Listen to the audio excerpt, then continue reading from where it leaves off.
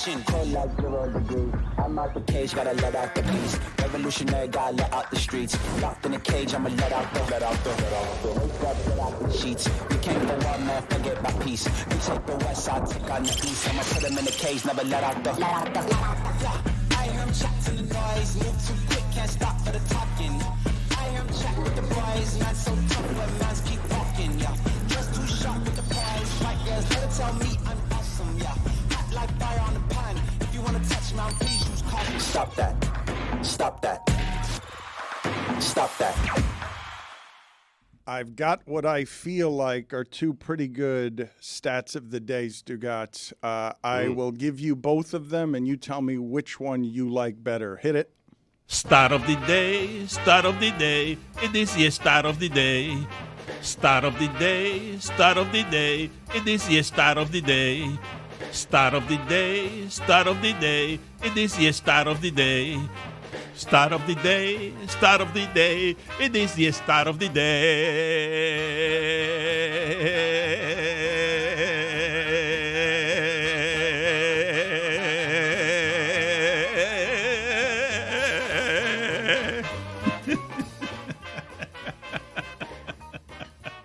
So, Stugotz, LaDainian Tomlinson, this is from ML Football, has the same amount of career touchdown passes as Johnny Manziel.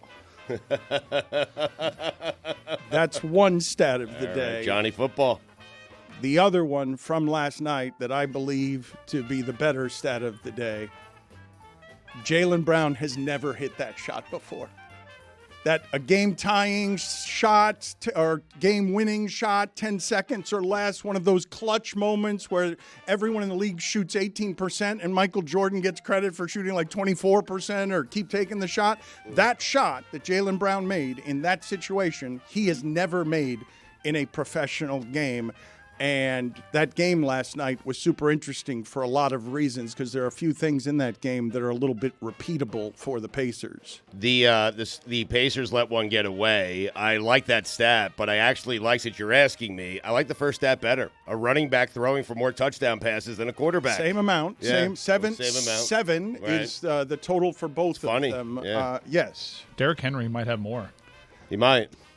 I'm on that. I actually looked that up for us. Running back with the most career touchdown passes. Yeah, I wasn't surprised when you said it because that was a huge part of LT's arsenal. Was once he got down the goal line, he would just float one up there to a receiver. Were you surprised by Jaylen Brown?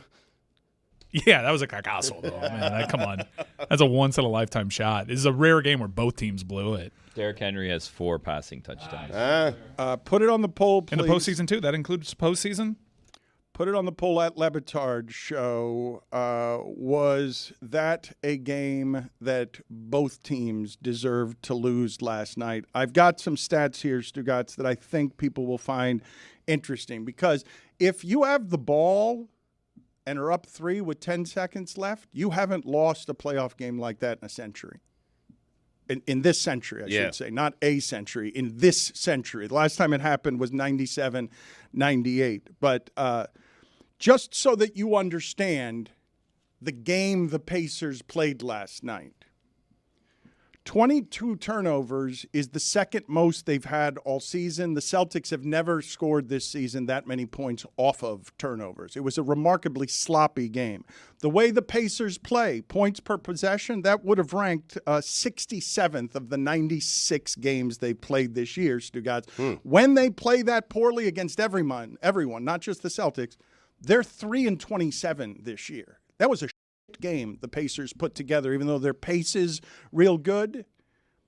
And the Celtics aren't the same without Porzingis. They're more like the Pacers than they'd like to be when they have to play Al Horford that number of minutes. They're small like that. That team really needs Porzingis. And Carlisle is saying after the game, I'd be curious what's going to happen with this. This one's on me. It's just on me. I didn't foul at the end. I didn't call timeout and get the ball properly inbounded, or at least inbounded on the other side of the court. The big mistake, and he pointed it out after the game, was not taking that timeout when they couldn't inbound the ball. All they had to do was inbound the ball, and the game's over. That's it.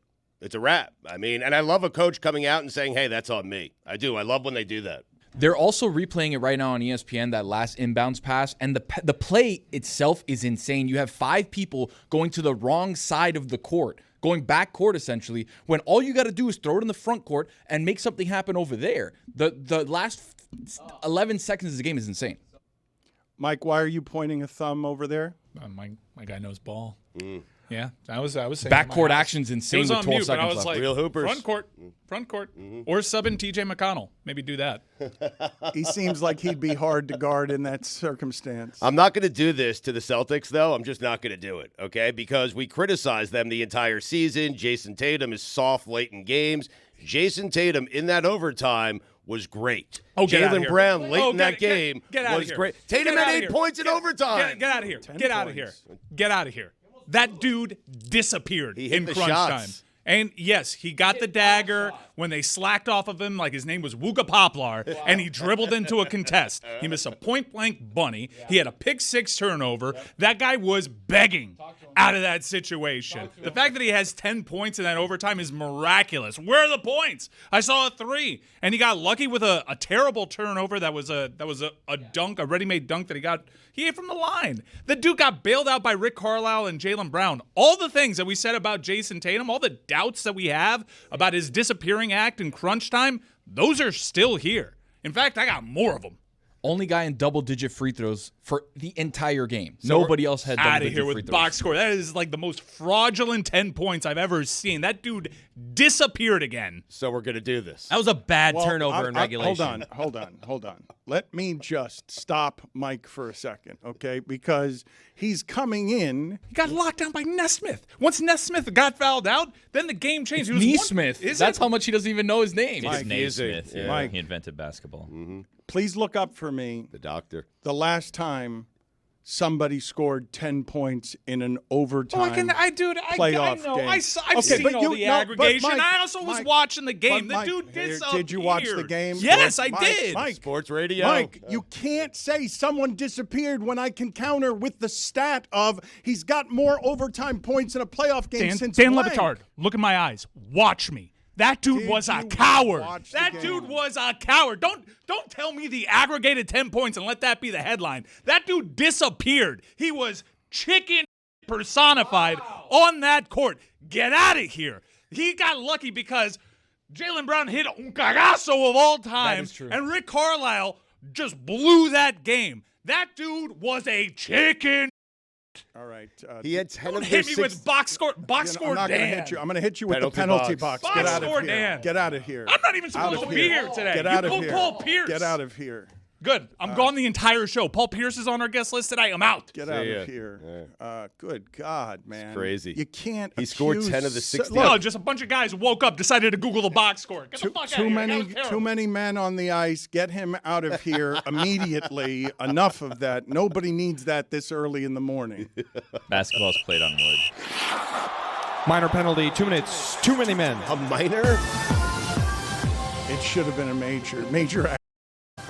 Like, it's too much for that in the morning, man. Final 9 minutes and 44 seconds of regulation. 0 field goals. 0 for 4. 2 brick threes. A potential game-tying 3 with under a minute left. The penalty box isn't in here. Maybe you got lost on the way to Couple the down. Keep Googling that. I don't disagree with me. All right, take overtime away. He was bad down the stretch of regulation. Agreed. Yes, he made up for it a little bit, but I'm with Mike on there is something off with this dude late in games. We can't criticize how he plays late in games, and then he plays well late in the game, and we're still going to criticize Stugotz, him. No, this is what I am going to do. I mean, we can. I'm going to urge the audience to check out what Tom Haberstroh has written about the empirical failures of Jayson Tatum late in games this season. It's not something you're imagining. Your eyes are not lying to you. It's something that can be statistically backed.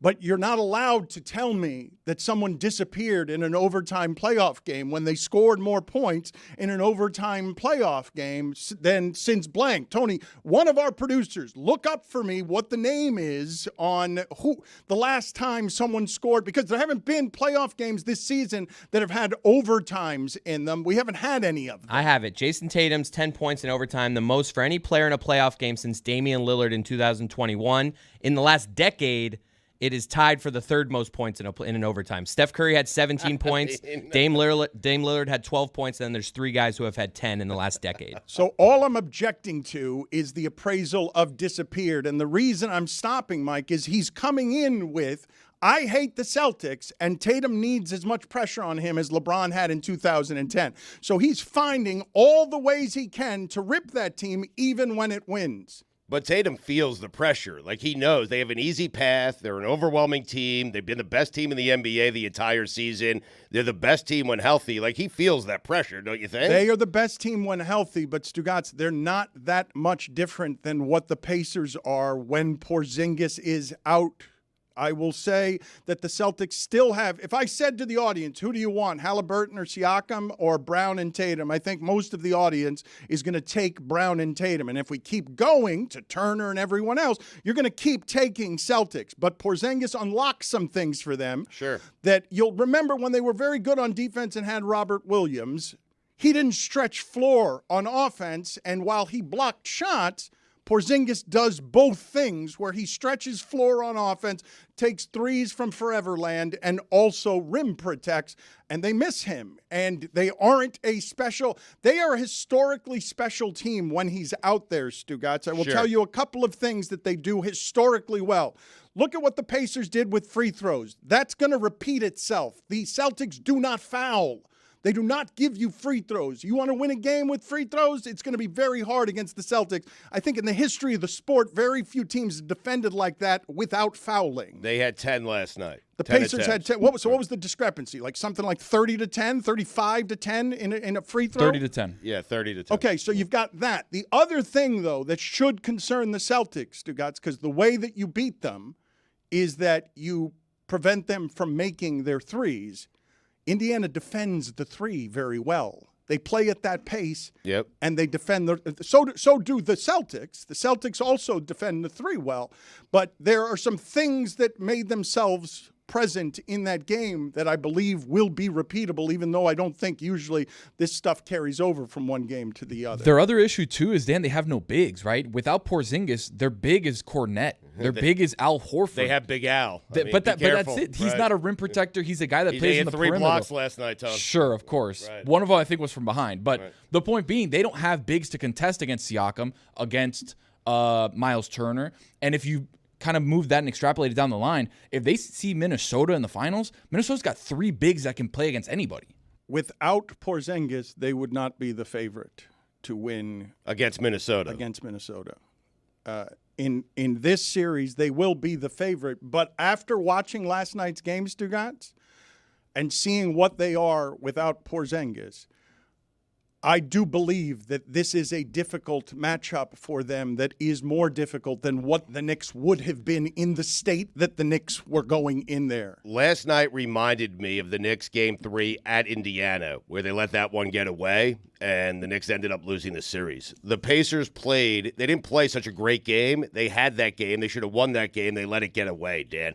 So for me, next game, like I feel like, because I love the psychology of sports, the Celtics will be a much better, much more relaxed team, and the Pacers have to live with, we were 6 seconds away from stealing game 1 on the road. We didn't get it done, and I expect the Celtics are going to blow them out. Stugotz, 35 points. They did not. The Pacers did not deserve to win that game. They did not play. That was one of the worst games the Pacers have played this season with the basketball. Yeah. So they had a chance to win it at the end, but it was confusing to me with 10 free throws and 22 turnovers how they had a chance to win it at the end. And I think it's at least in part because the Celtics aren't the same kind of special unless you give them complete health. That bench looks awfully thin in the condition that it's in. Doing a lot with Porzingis here, man. I mean, Stugotz, he unlocked a bunch of different stuff for them. I understand why the name Porzingis wouldn't do anything for you, but offensively, there's no disputing what it is that he unlocked for them. 3 players off the bench for the Celtics: Sam Hauser, Luke Cornett, Peyton Pritchard. It's bad. That's it. It's a bad. Those are the only bench guys that got minutes. It's a bad bench.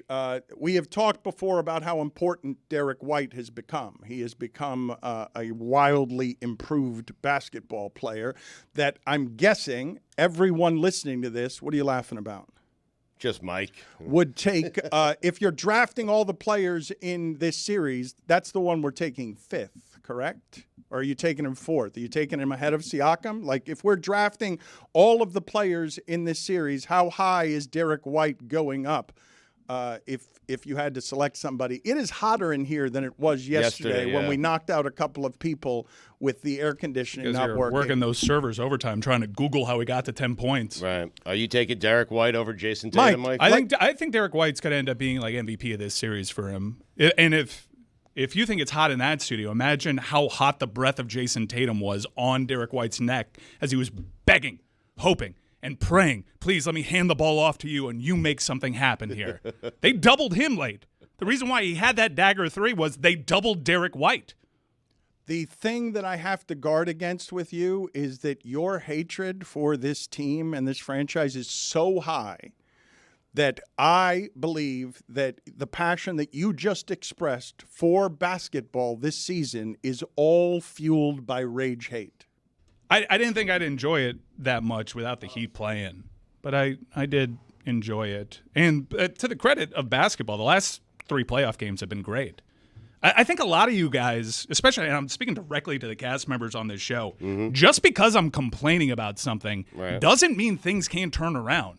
And I can then pivot. I'm not married to the idea that this sport is broken beyond repair. I like to see good games. And I'm not married to the take that Jayson Tatum is going to disappear forevermore. I would just like to see it. I caught a lot of hell for asking to see it from Steph Curry. Saw it. Thank you. Very good then. MVP, best player on the court. Legendary performance. Move on with your day. I move on with my day. Yeah. Broken beyond repair is something you have to be married to because there's no repairing it. It's beyond repair. Well, I think the game can be repaired easily by. Then it's not broken beyond repair. Yeah, well, point, like I said, that was not my take. But it just gets assigned to me. And when Tatum does something, because this is a numbers game, and Lord knows that dude's played plenty of playoff games, eventually he'll ascend. But I still have questions about the guy. I want to see it. I don't want to see Derek White be the best player. I want to see Jaylen Brown bailing his ass out. I want to see Jayson Tatum fulfill the prophecy and be the guy the commercials are telling me he is. I think I found something we can all agree on. That was the least impressive 10-point overtime performance we've ever seen. It was ridiculous. Who's with me? I just kept getting hit with 10 points. And I'm the guy that doesn't watch basketball. The dude disappeared for damn near 20 minutes. Get out of here. You saw the others, Chris? I mean... Let's we need to turn down the temperature on some of what that is happening. Well, it's just I got hit with box score Stu and box score Dan. I watched the game. He had 10 points. Did you notice? Out again. Noticed Out 3 again. of them. Out again. Oh, I'm sorry. Out. Did I needle you, Dan Le Out. Batard, Get by outta the box here. score? No, it's 13 points. Mike, it's 13 obnoxious. minutes, scoreless. Out. It's obnoxious. Oh, yeah, let's get Sam Morrell on. Let's be more obnoxious then. Get out Are of we here. just pivoting to the Celtics now? Out. Didn't you threaten to leave for the whole show? Get out. They're ending the leave for Paul Pierce. I don't know why he keeps getting booked. He's not a stand-up comedian. Out. I don't like the did you watch the game and nothing else after it. Out, Mike. Literally provided. Good. Literally provided. For those that are just listening to our show, He's going to drag you out. This. I hope he drags you Let's out. talk about He's going to drag you out. First field goal was in OT. He's dragging you out. First field, 13 minutes and 32 seconds without a field goal. He's dragging you out. First 2 points came on a fast break because he got fouled. The dude lived on the line. All right. Dude lived on the line. Keep going. He was a chicken. Keep going. Here's another mic for you. Here, hold on. Here you go. Say something. Wow, to applause out there. Get Miro on. Get Miro on is what he said. He's doing it irrationally, but I don't disagree with what he's saying. Will you about knock Jayson it off? Tatum. I'm serious. What are you talking about? Listen, criticize him when he actually doesn't do something. But last night he did something, so give him credit. He was bad late in that fourth. Like he was wa- bailed out by if Brown. The Celtics were bad. They were bad. They should have lost the game at home. The Pacers were terrible in the last 2 minutes. Nobody of the game. wanted to win that game. late in the Everyone game. was bad. Halliburton dribbled the ball off of his knee. When the game was over, Yes. with 11 seconds left, Halliburton dribbled with his left hand off his knee, out of bounds, basically. All right, but Chris, you can't agree with the Tatum take. I was not impressed with him, even Chris, in overtime. Chris. I'm with Mike. Outside of that 3, like he wasn't like he just dominated. Right, but the Pacers scored 11 points in overtime. Tatum scored 10. He bailed himself out by getting 10 points. I can't argue with the 10 points, but I'm just gonna say I'm not leaving that game thinking, oh, this is the best player in the NBA. Are you okay? Again, I'm very warm and sweating, and I think that there are many exit ramps between scoring 10 points in overtime and the accusation of someone disappearing, because all the other players who didn't disappear didn't score that many points in overtime. And so I'm just asking for some sort of degrees on how we talk about this. But when your starting point is the moment the playoffs started and the Heat lost the game, Mike Ryan traded Bam Adebayo again. The Celtics came very close to giving Mike Ryan the best feeling he's had in basketball this entire season, which is losing that game at home. They denied him it, and now this is what you get today.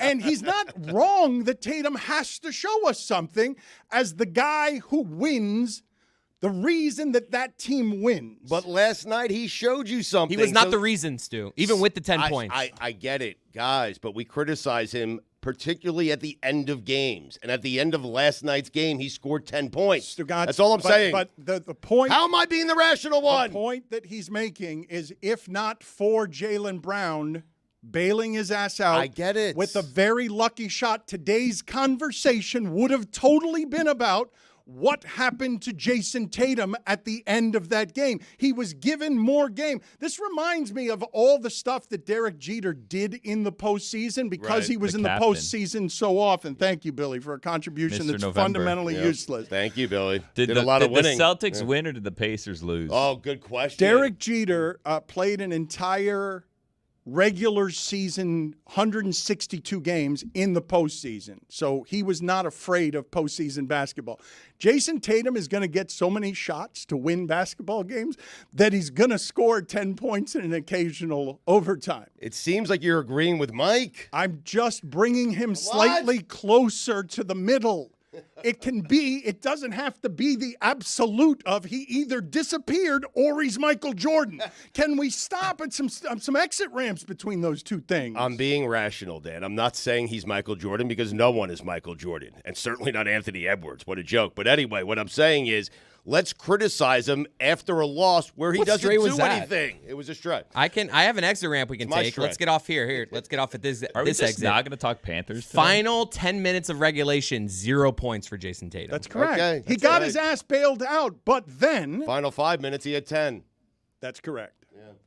But if not for Jaylen Brown hitting a shot he's never hit before, we would be talking. That was the game last night we'd be talking about. And Stugotz, you particularly would be in here crushing Jayson Tatum, who you have said is Kevin Durant. Yeah, well, he was last night. Better. No. All right, you go sit with Mike. Well, come on. You go sit with Mike. Oh, he was not better than what? He was the 10 points. Okay. He's holding up a mirror now. I think he's saying that you're saying what he's saying. I think this is at Dan, the mirror he's holding up. I'm not saying that Jayson Tatum disappeared. That is not what I'm saying. What I am saying is if Mike looks in that mirror, what you'll see is a hater. Write hater on that mirror. Write the word hater on it, because what you will see is it is clear that the Celtics fans must love listening to what the last 24 minutes of this have been. The voice of the Heat wailing and gnashing and crying about the Celtics winning a game that way last night. This for sure is Mike. Late in that fourth quarter, he's like, I know my take for tomorrow. This is great. Yes. And then the game kind of changed, and he's just like, you know what? I'm sticking with it. It's late. Billy and Stugotz want to debut a new segment right now, the JJ Watt of the day. So do you have any imaging here for our new segment? Ladies and gentlemen, the JJ Watt of the day. Billy, what is this segment? Who's the JJ Watt of the day? Well, the JJ Watt of the day today is Paul Skeens, Dan. The Pittsburgh Pirates mustache, 100 miles That an guy, hour. yeah. Everyone is very excited about his debut. He's clearly a power arm who's going to be dominant if pitching doesn't wreck his arm the way it does everybody's. Which it will, yes. Spoiler alert. His arm's going to fall off, but that's okay. Right. Anyways, Paul Skeens. Enjoy it while you can. Yeah. Enjoy these 3 starts because his arm may fall off of his body. I think I saw the fastest 10 pitches in the MLB this year. He has 9 of them. Yeah, 9 of 10 of the fast. Not by a starting pitcher. Have you guys ever... Because starting pitchers know I shouldn't throw 103 every pitch. Who has the other pitch? Soriano from the Yankees. Yeah. Oh, yeah. There you go. Look at that. Right off the top of your head. Come on. Nice. It's not here. Look. I got the box scores. Have you guys ever seen the horrifying video of Dave Dravecky, his arm breaking during a pitch? It's the worst. Yeah, Yes. it's terrible. Skeens, what you're alleging is if you keep throwing that hard, one day a batter's going to swing at your arm. Like your arm is going to go up there at about 84 miles an hour. If the ball stays in your arm when your arm flies off and you hit the ball, is it in play? Huh. That is a great question. It is. But none of this has to do with why he is the J.J. Watt of the day. We'll get to that Yes, in a second. But if I toss a ball that is stuck in my glove to the first baseman, that is an out. That has happened before in the sport, It has. where the ball gets lodged in the glove of the pitcher, and the pitcher just tosses the entire glove to the first baseman. What you're saying is ground ball to short. It's got Skeens to pitch, ground ball to short. It's got Skeens' arm on it, his dislodged arm. The throw over to first. And now the first baseman is catching Skeens' arm with the ball in it. It's an out. Yeah, it's an out. All right, how about this scenario? Skeens' arm is stuck on the ball. You hit the ball, get a hold of it. The arm bounces on the warning track and the ball goes over, but the ball never hits the ground. Is that a home run or a ground rule double? Gotta go ground rule double No, there that's because The what I'm ball saying. never hits the arm's ground. part of the ball, though, guys. No, it's not. Hands part of the ball. No, not in Hands baseball. part of the ball. That No. is wrong sport. That is a home run. Put it on the poll, please, Juju, at Le Batard Show. If the pitcher's arm falls off holding the ball and then is hit to the warning The batter track, gets a hold of it. It's important to phrase it that way. Right. Like where the shoulder is hits the warning track, so the ball is as far from the wall as you can, and then it goes over. You Yeah. want you want all this in there? Isn't that an out immediately? Why would it be an it's an out? out? Because if a player catches a baseball that's hit straight up the middle to the pitcher, we've seen that a pitcher barehand it. That's an out. All they have to do is catch it. So the second the batter makes contact with the ball with the arm still holding onto it, No, But the think- ball might be never an out. loses. He never loses but contact with the hand, ball, but though. the hand is holding onto the ball. It's like essentially you're tagged. No, I think no, because if the arm, if you go If to you hit one up the rob a middle. home run, Yeah. and somehow the person's arm is severed on the wall, and the ball goes into this is a different person who's Okay, lost an oh, arm. This is the wow. This outfielder. person this is the outfielder catches a ball.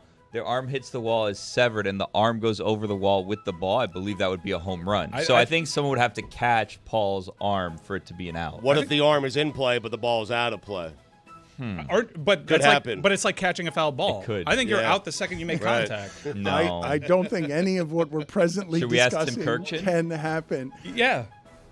Yeah, go let's ahead. text someone. him. I could text him, but I don't even know what to text him. In that first scenario where the shortstop gets the ground ball with the guy's arm attached to the ball, that's a heck of a throw. I mean, right? How do you throw? You Do you rip the Throwing ball out an of his arm. hand? I mean, No, you got to throw the arm like You an throw the axe. whole arm? you Like got- you know, like yeah. the axe Yes. bars. You go like that. I would think you throw the arm like That over is- your head, and then you hope that somehow the first baseman gets the ball. That's the thing about axe throwing that I don't get is how does the axe head normally find that wall and it's not like the handle? Because most of the time the axe head finds it somehow. I think it's gravity. Really? Yeah, I think it has something to Sometimes do they with I it. think bounce back. gravity's up down, not front back. If this ever happens, everyone's going to be horrified at the severed arm. They'll be distracted. Exactly right. But I will be locked into that Finish the mound play. meeting where the umpires like gather to figure out what's what. Like, Could it what's be a the balk? field I goal think this on is a this? balk. That's if a it good never, question. The ball never leaves if his it hand. never leaves the guy's hand, it's 100% Arm comes a balk. off, right. But if the ball's in play, then does it become the decision of the offensive team? Huh. What I will tell you guys when you ruin this by calling it a balk is that just like Jason Kelsey Travis Kelce had that lateral in the game that was disallowed because of Kadarius Toney lining up offsides and us blaming the referee for ruining something. If the umpires called a balk in this situation and denied us the following conversation about whether it's an out, the axe throw, the home run, is it a ground rule double? If it's a balk, if it's just a balk, that would be really disappointing. But if the bases are empty, then it can't be a balk. That's true. I can only have a balk with a runner on. Can you balk with I think it becomes a ball. I think a ball. No, that's ball. B-A-L-L. Yeah, there's different. a K. Balk is a K. I believe that if a pitcher. But a K is a strike. Yeah, that's a strikeout. And if it's a backwards K, then it's strikeout looking. Thank you. Which is confusing. We need to text him. Yeah. What if you hit it right back then to the pitcher? Then you get 3 strikeouts, and everyone's like, what do we do? And the pitcher catches his own arm. Well, that's definitely an out. But it might have been you an don't out. like the optics of the 3 strikeouts. We've got a lot of conversations going on at once. I'd like to rein it in. We haven't gotten to the J.J. Watt of the day just yet. I believe you can have a balk without runners on base. Do I have this wrong? It's not a traditional balk, but I thought that there are certain things a pitcher could do that would result in a batter getting 1 ball in his favor because with nobody on base, the pitcher had done something. I don't know. Nestor Cortez puts on an entire dance performance when no one's on base. Mm-hmm. If no runners are on base and the pitcher commits an otherwise balkable action, there is generally no penalty. Okay. Generally, I'm seeing the opposite of that. I'm seeing that if there's a balk with no runners on, that a ball is issued. So we got to the bottom of this. All right. Why is But what if the pitcher catches his own arm? We'll get back to that. Stugotz. Then that's an out. Okay. Unless the ball hits the ground. If the ball's touching the ground when he catches his arm, then the ball hits the ground. AI is saying that you can't balk with no runners on base. Iverson said that? Yeah, but it's not a balk because if you do something illegal with no runners on base, they issue a ball. It's a ball, it wouldn't not be a a balk. balk, but it is a balk. It's just the way they issue the penalty, it's with a ball. But Allen Iverson said no. If the pitcher drops the ball, but no one's on base, it is ignored with no penalty. So I think the same rule applies that if the ball drops while an arm is attached to it. I don't know what the ruling is on that. We will check with Tim Kirkshin. We will also, at some point this segment, I'm assuming, find out why he's the J.J. Watt of the day, even though Hail to the Chief has now stopped playing. We've run out of the music. It's a short bed, that's why. There it is. But I would like to just explore You want to get to the J.J. Watt of the day? in a second. Okay. Good tease. Getting there, trying to get there. But if you're confused about anything that's happened so far, I will clarify it for you. A ball, if you add a K to the end of it, becomes a balk. But you take away an L. But the K is a strikeout, Correct, and yes. you have to take away an L, and all of this is very confusing. But if a human arm falls off of the pitcher and is hit to the warning track and then lands on the warning track, I believe that it is immediately an out just because an arm of a defender has the ball in its hand and has caught it before it has hit the ground and therefore is an out. I don't think so. I think handing the ball still applies, though. I know it's a different sport, but you can't say that it's a hit, right, without the ball dislodging from the severed arm from the hand, right? In this scenario, do we have the ligaments and muscles so tight around the ball that you can't get the ball out of it? The ball needs to come free. Okay, hold on a second. Now, if the arm is still attached and somehow instead of the bat making contact with the ball, it makes contact with the back of the hand because of the way that it's spun. Right. If a bat hits a catcher's hand, that's catcher's interference. So would it be pitcher's interference? I just love our work environment. Like Mike just stepped out making a serious dictation of a text where he's just like, Tim, if an arm is severed and the ball is still in the, it's just like as he's trailing away from me, just a ridiculous sentence. We need Someone had to do it. Yeah, exactly right. Why is he the J.J. Watt of the day? Dan, thanks for asking. So according to ML Football on X, Pirates phenom pitcher Paul Skeens plans to go serve in the U.S. military once he's done with his baseball career, according to his former coach, Mike Kozlowski. Quote, it's a big deal for Paul to be able to serve our country. Such a big deal, Dan. If it's a big deal, do it now and stop pitching. But such a big deal to Paul that he transferred away from the military. He left the Air Force Academy to pursue a baseball career. How about that? That is J.J. Watt. But Those are the type of things you say when you leave the military to play Major League Baseball. You tell him one day, I will get back to the military. He's never going back to the military. I assure you, he has no plans. And I'm not certain the military will want him at the age of 40, but he has no plans of going back to the military. Well, if it's missing, though, then do they take him? Right. Is he eligible to serve? You think once he's pitched 15 years in the majors, if he makes it that long, he's amassed, I don't know, 70, 80, 90, $100 million, whatever he makes over that time frame. More than that. You think the first thing he's going to do is go back and fly a fighter jet? Like, what's the matter with you? Ted Williams did miss the prime of his career. Thank you for mentioning True American. Flying a fighter jet. Was that by choice? Of course. No. I don't think he so. had to. No, I believe was that was drafted, yes. I also want to exonerate Skeens here. You've called him the J.J. Watt of the day, even though this is a former coach being quoted. He's not saying anything. J.J. Watt would say that wrapped in the American flag with a bald eagle on his shoulder while driving a tank he made out of American pies. That's fair.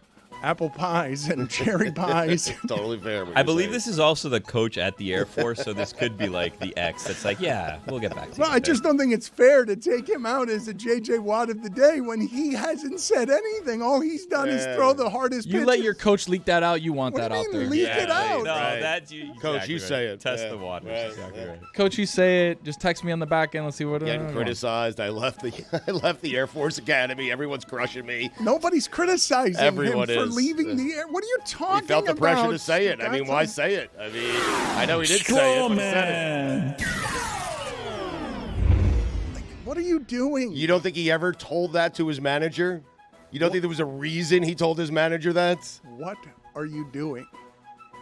J.J. Watt of the day. I know, but he didn't say anything. All he did was throw 101 miles an hour.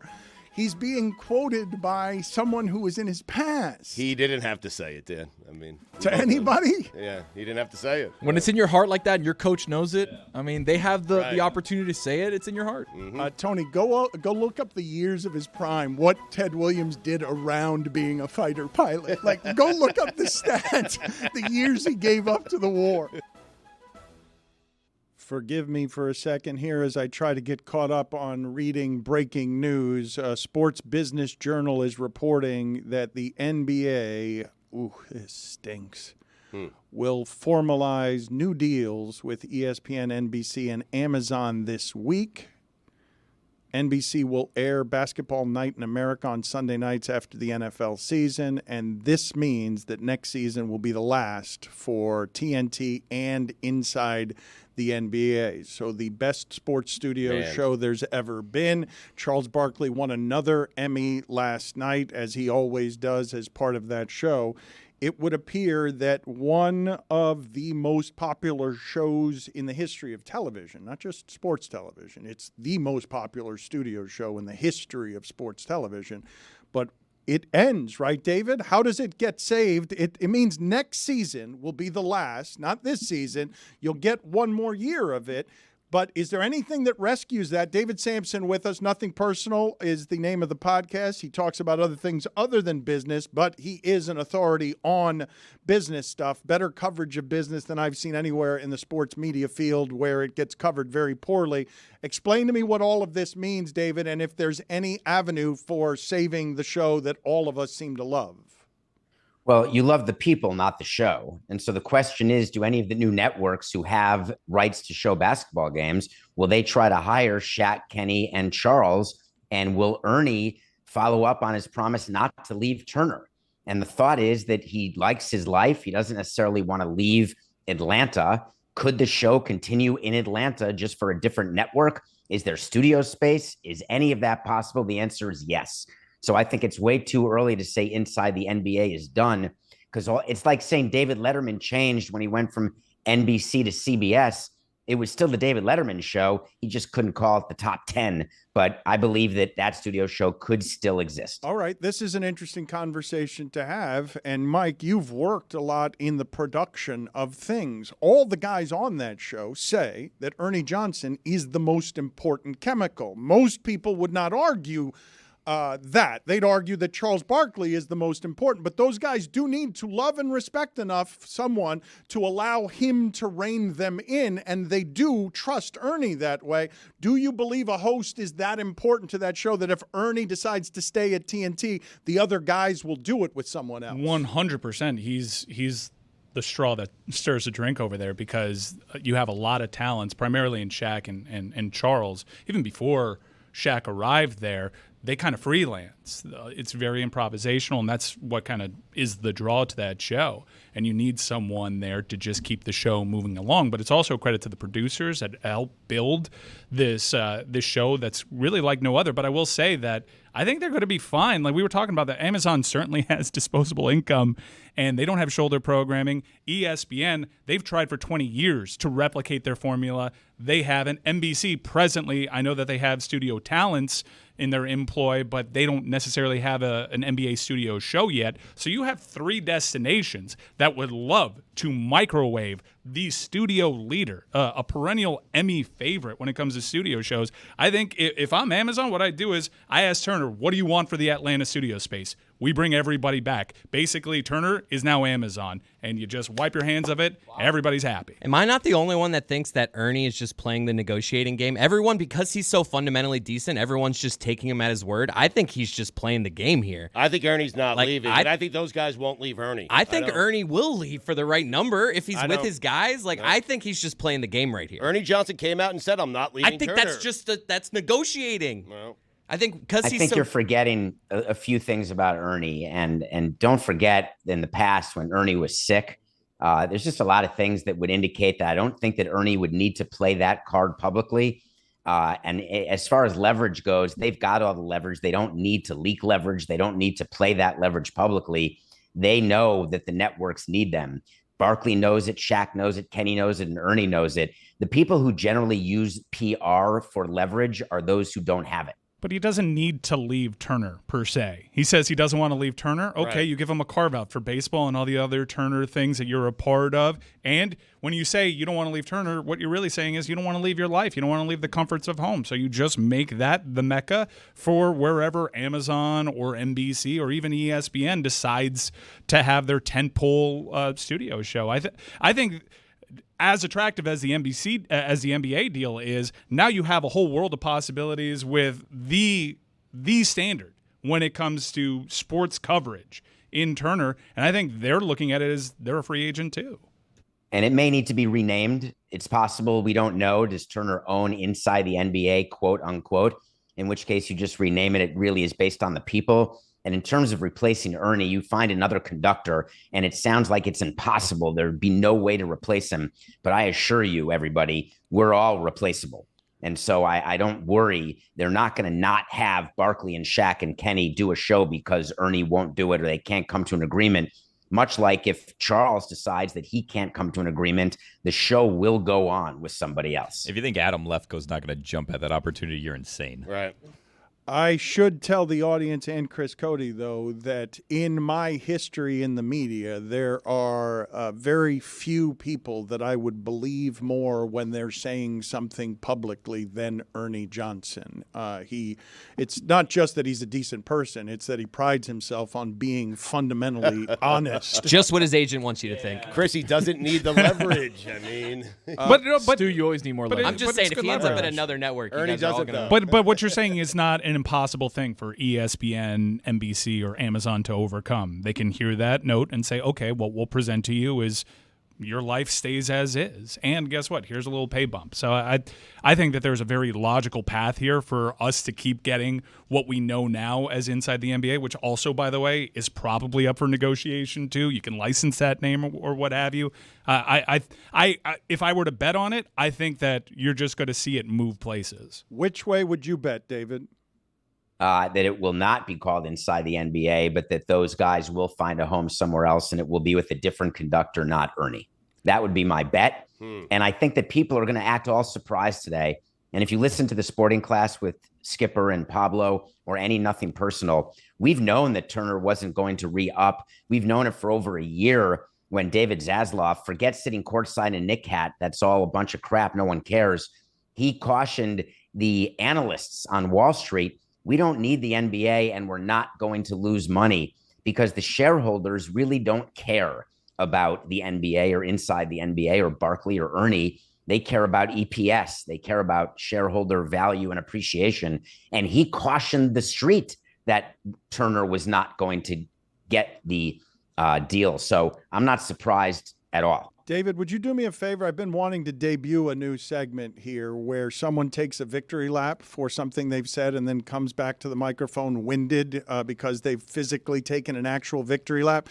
The sporting class and the fact that you guys got it right on what it is would happen here. Do you want to take around your apartment a quick victory lap right now and come back and we will talk about this Jaden Rashada story? He has to be winded? Yeah, just take he runs marathons. Take a couple I'm of not going to get winded doing that. I may get schwitzy, but not winded. All right, can you just do something that represents the debut of the victory lap segment as I explain to the audience what's happening with Jaden Rashada, where he is suing Billy Napier for $13 million? That's not around your apartment. He's running in place, yeah. Yeah, it's not. Okay, actually, well, should we do it that way? It's not a lap. All right, should we It's do a it marathon that way? runner. It's an ISO cam. Maybe with somebody else. Either way, it's not going great. Okay, that's I'm fine. surprised he's wearing pants. Mike, what do you make of this as the business of all of this changes and I'm watching stuff that I don't understand where a quarterback is suing his head coach, which is hysterical? Well, I think this is a very funny story, and if you want to get into the weeds about it, if you're Florida and you're presently unhappy with your head football coach, this may open the door for being able to fire him with cause. I think everything's on the table there, but I'm really happy that this lawsuit came to light just so we can finally publicly reveal the fact that Florida's collective paid John Ruiz to avoid litigation.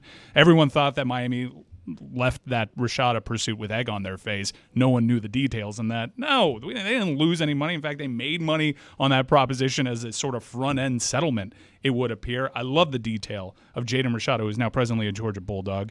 He was a Arizona State Sun Devil prior to him asking Kirby Smart for permission to sue Billy Napier, and Kirby Smart running a finger through that beautiful hair of his and going, yeah, you go right ahead. Throw that place in even more chaos. There's a lot of damning texts out there from people that ran their collective that this whole Rashada thing, and the reason why they attempted to overpay and immediately regretted it, was because Miami was in their heads. They like those freaks down in Miami, can't stand them. This was this was more about getting at Miami and stopping John Ruiz at the time, or the perception of John Ruiz, who, if you want to talk about victory laps, he's having himself one right now. That's fine. I think it was all about the boogeyman that was Miami, and it scared them into doing something stupid, and they immediately regretted it. And also, I feel bad for the kid. They broke a deal, it would appear. Allegedly, at least that's what the lawsuit alleges. So no winners here outside of Miami. David, what can you tell me was interesting about the Jaden Rashada story? 142. I asked you a question that wasn't about your heart rate or anything else. Oh, sorry. I mean, you ran a lap. I normally would know my heart rate after a run, so I needed to take my heart rate. What was your question? I was not listening. Jaden Rashada, any interesting thoughts about how things are changing in college sports? I think I covered this on this morning's Nothing Personal, and I'd love to give you a taste of it. I believe the college athletes need to form a union. I believe this is the start of a union. It has to be regulated because this lawsuit is just the beginning of Pandora's box that's been opened. And the way you deal with it is with contracts. You deal with it within the four corners of an agreement, and you deal with it with people having to fulfill what they are saying they're going to do. And in college sports, the joke's over. They're all free agents. They're all employees, and they should all be unionized. That's tough to organize, though. And if you look at what's happening right now in Washington, D.C., the powers that be are kind of taking advantage of this, trying to very quickly, under the cover of darkness, agree to a rev share agreement that they're going to quickly try to turn around and have codified by Congress and hold against these student athletes that don't necessarily have a say in this matter, David. Yeah, true, but that's part of a settlement. That's part of a much bigger $2.7 billion settlement where like $1.5 billion is going to former players, which is way better than getting your Heisman back.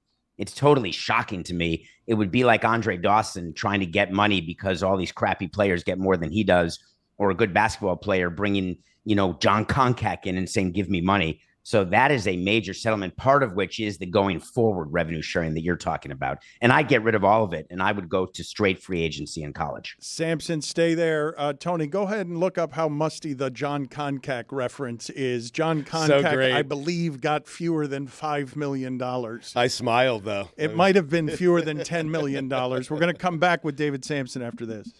Tony, please give me the stats that Ted Williams had around being a fighter pilot, the stats that he had before and after having to go fly fighter jets in World War II. So, Dan, in 41 and 42, which are the years right before the war, he had 37 home runs, 135 hits. He batted .406 and 41. 135 RBI. Runs. Excuse me. He had 135 runs. Yeah. He had 120 RBIs. Batted .406. Dude, he had an incredible season. And then he had another season in 42 of 137 RBIs. Batted .356. His on-base Chris, percentage. why are you laughing? I don't know. Tony my God, reading stats is like you reading. Yeah, I don't know. I don't know if his the year he's confidence was reading leaving. right now. The year he's reading right now is right before he went away to war for 3 years. The big war of '43. Everyone knows about it. And then he came back in '46 and had outstanding. I numbers. love our show mentioning that Ted Williams, pretty good ball player. Yeah. Tony, go sit in the penalty box for reading numbers the way that Chris Cody reads words. You want me to read numbers? There's 837 numbers in this stat line, and you want me to read everything perfect and reading You asked for Now, it. here's the problem. He went to Baseball Reference. You can never go there. It's a rookie mistake. You have to go to ESPN.com. You got to go somewhere else. Reference has too many rows. I'm agreeing with you. I'm just trying to help you out for the future. David, if Paul Skeens throws a ball, his arm falls off of his body. They hit the ball. His arm hits the warning track, but the ball never does, and it bounces over the wall. Is it a home run or a ground rule double? Or an out because it's still attached to a defender's hand and was flying. It's a home long. run because the ball never hits the ground. Yeah. It never left his hand. It never David. left it's a his balk. hand. But it doesn't matter. The ball, the arm becomes an extension of the ball. Right. Well, then it would be a ground rule double. If it's Yeah. an No, extension but of it the ball. doesn't. Oh, hold on. Yes. Think about love it. where your Think head's about at. it. Don't be so Just quick. when you think okay? you have the answers, Billy changes the I am question. okay to be wrong, and I love that. It is the ground rule double because the arm and the ball become the same thing. Billy nailed it. I don't believe that. I don't believe that arm is part of the ball is a thing in this sport. Luckily. But I think you guys have a flawed premise on this. Well, there's lack of foresight on a scenario where this could happen. There are a number of things that I want to talk to David Samson about. I'm sorry, Dan. Are you saying that Paul Skeens, because he throws so hard that his arm will just come off and then someone will hit the arm and it'll go all the way to the warning track? That's right. Like an arm that's, That's right. attached? We were talking about Dave Dravecki. Yes. We were also worried if you hit the hand instead of the ball, then does it become the rare pitcher's interference? Yeah, that too. That too. Hadn't considered that. I hadn't considered much of this. We didn't know whether it would just be a balk and the whole play would be nullified. Do you have any more questions about this ground-shaking Rashada thing? I do. David, look, the University of Florida not getting the results that they want from this head coach. Say you're a disappointed UF administrator. Are you seeing this lawsuit, and while you publicly have to defend your head coach, you got this in your back pocket and you're checking with legal to see if you could maybe get out from this contract with cause? Because you think that part of his contract would be for cause that he can't make a misrepresentation to a player. I don't know what to think because I've never been encountered with this scenario. So I'm asking you, with your legal background, and if they're not particularly happy with Billy Napier, is there an avenue here for the University of Florida to explore possibly firing Billy Napier with cause, maybe down the line, maybe after they lose the first 2 games of the season? I don't know. They're still fighting with Gruden, right? So cause is such a major thing. To prove cause, there are provisions in every contract that you sign, how you get terminated for cause, and being sued is not one of them because anybody can be sued at any time. Man, I would have been fired 50 times for cause if it's just about being sued. And so then the question is, what was he sued for and what's the result of the lawsuit? If he makes material misrepresentations or somehow shows the university in bad light, not by losing games, that's a provision that's often there that you can't sully your employer and that you can be terminated for cause. So if you guys at Meadowlark would say things on the air about DraftKings or about Skipper or Dan that it's possible you would violate your contracts. But in the case of the coach of Florida, this is a lawsuit really about a contract and a broken promise. And we're going to find out exactly what was promised, what was written. And my guess is Florida is going to want to settle this, and they're not going to really want any discovery at all. But if you're AD and this guy's not giving you the results, do you just say we're firing him with cause eventually down the line? It's not worth it, Mike. Just to kick that can down the road because more money's going to pump in anyways. Like, at least I don't have to pay this right now. We saw without Golden, he was fighting over contract money, and that took several years. So does it just behoove you? And I've said behoove a lot. I know that. Does it behoove you to just kick the can down the road and say cause and just move on? It's always a strategy that you think about because you can fire someone for cause. But if you're a smart person doing a contract as an employee, when you are terminated for cause, you have payments that can continue until it is proven that cause actually existed. And so obviously I don't know what's in the head coach's contract, but what I would do as an AD, if you want to get rid of your coach, you just go find a booster to finance it. And then you go to the president of the university and say, hey, we're firing the coach. We're going to owe him X dollars. We're going to fight for it, but we've already raised the X dollars from a booster. That's what I would do. It would not be about this lawsuit, though. It would be about performance or something else. What did you make of the NFL choosing the Jets in prime time so much? I just was surprised the way they said it publicly, which is you owed us, Aaron. You really screwed us last year with 4 snaps and an injury, and we had to show that crap all season that we're going to do it again. Really, he is the story of the NFL in his mind, and somehow the NFL still believes that people care about Aaron Rodgers. And what shocks me is that I don't think they do. And it's not just about politics. It's not about the way he meets the media or what he says. It's none of that. It's really about performance and whether or not you think that the Jets are primetime worthy. And I just don't know that Aaron Rodgers at 40 is a match for that. And if I'm the NFL, I'm certainly not saying, hey, it's a make good for last year's injury. I just found that to be bizarre. Why? I thought it was refreshing. It was honest. They were like, hey, you burned us last year. You owe us this year. And I do think that's the intrigue, David. That's why people will watch. They want to see if Rodgers can stay healthy. And if he does, can he lead the Jets, a perennial loser? Can he lead them to the playoffs this year? I just don't think you ever throw good money after bad. It's a terrible business principle. When you made a mistake, you don't double down on it. You don't invest more into a mistake thinking it'll turn it around when the underlying principles remain the same, which is what caused the mistake. And Aaron Rodgers getting hurt is probable. Aaron Rodgers not performing at the old Aaron Rodgers level is likely, if not probable. So I think it's a very important lesson about throwing good money after bad. All right, year back from the war, 1946. He has 176 hits. He has why are you coming over here? I'm trying to help. He batted .342. Okay. No. And then, of course, won the MVP. 37. Can you look at what Dottie Hinson did in between those errors? But you don't read the right stats when you keep giving MVP us is number the right of stat. number of hits though. I don't Tell how many understand. HBPs he had. He had 12 or 12 H- two hit by pitches. No, that's SHs. He had 12. Yeah, HBPs. What if instead That's of the good. ball rolling out of Dottie's hand, her arm just comes off?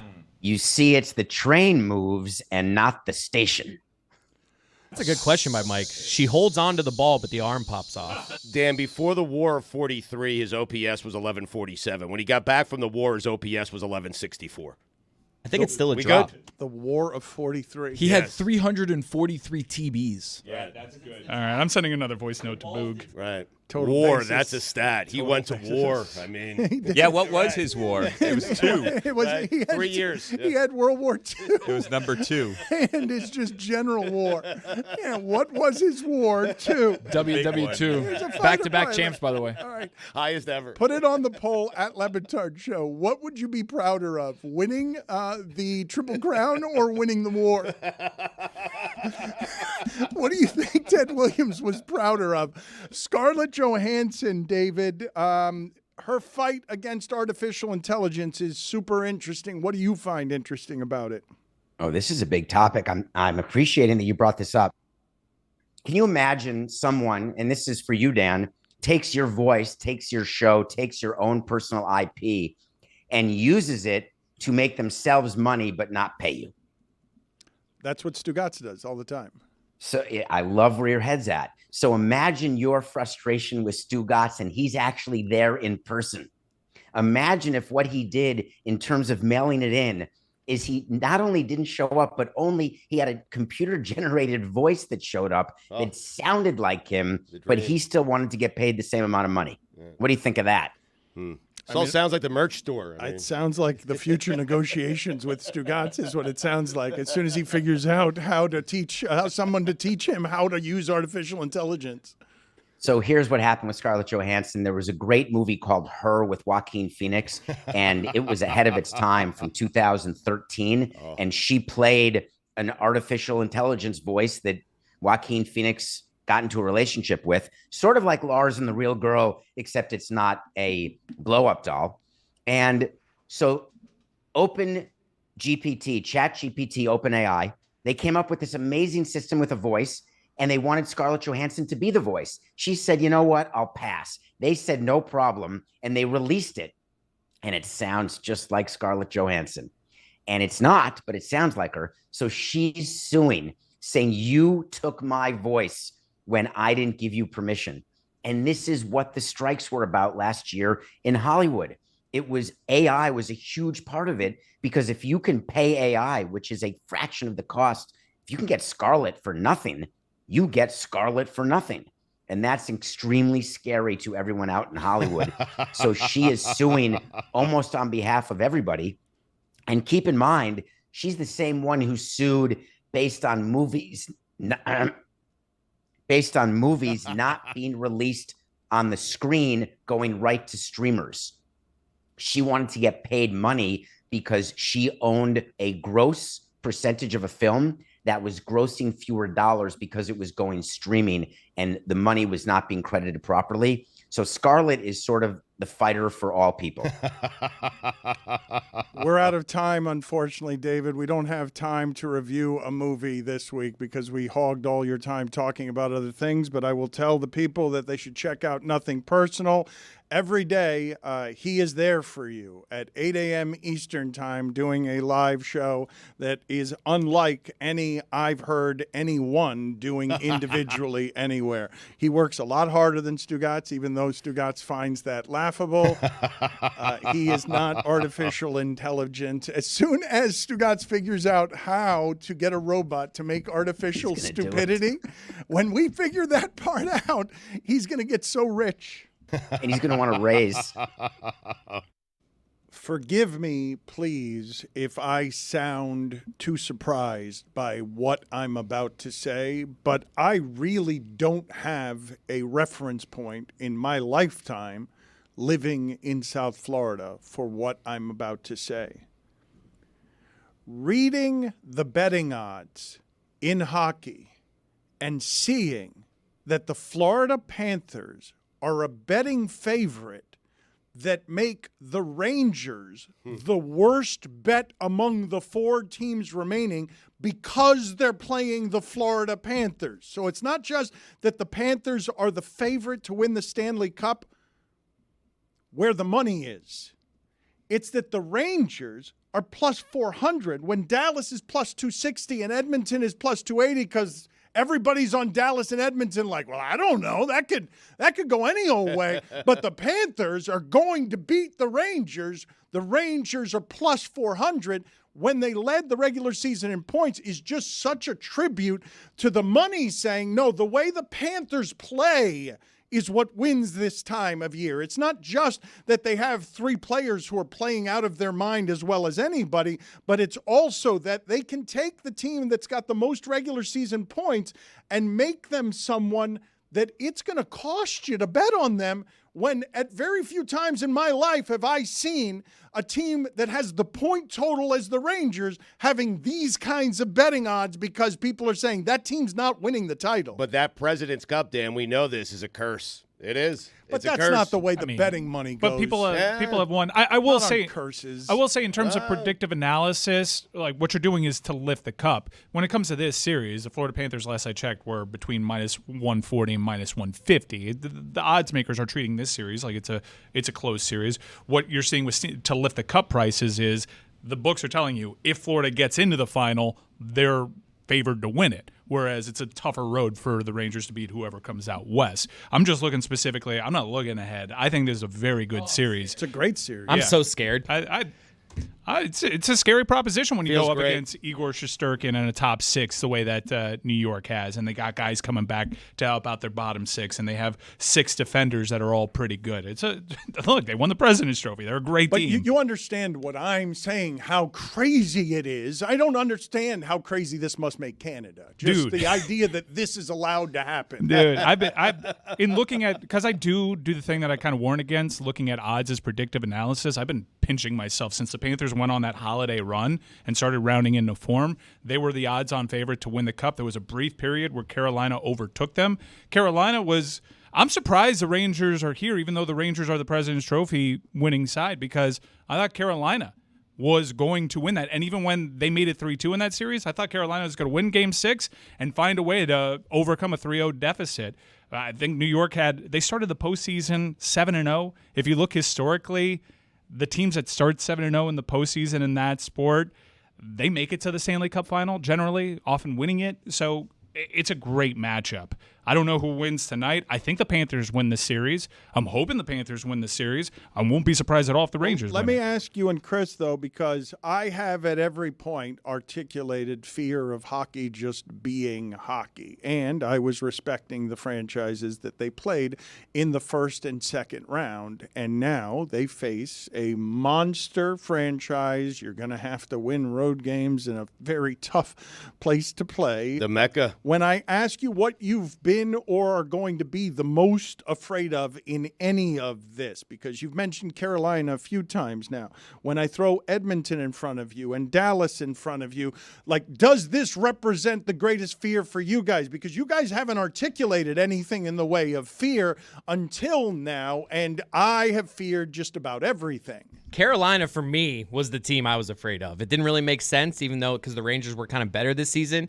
Carolina was that, like, they've been the boogeyman for the Panthers, other than the sweep last in the But it playoffs. wasn't a sweep if you ask Brendan Right. Moore. But it's just that. So honestly, I kind of wanted the Rangers, but their power play is so scary right now. I wanted the Rangers too, but I do think that you can look back at the previous series against Tampa and maybe hope that could be some kind of indicator as to how this series goes.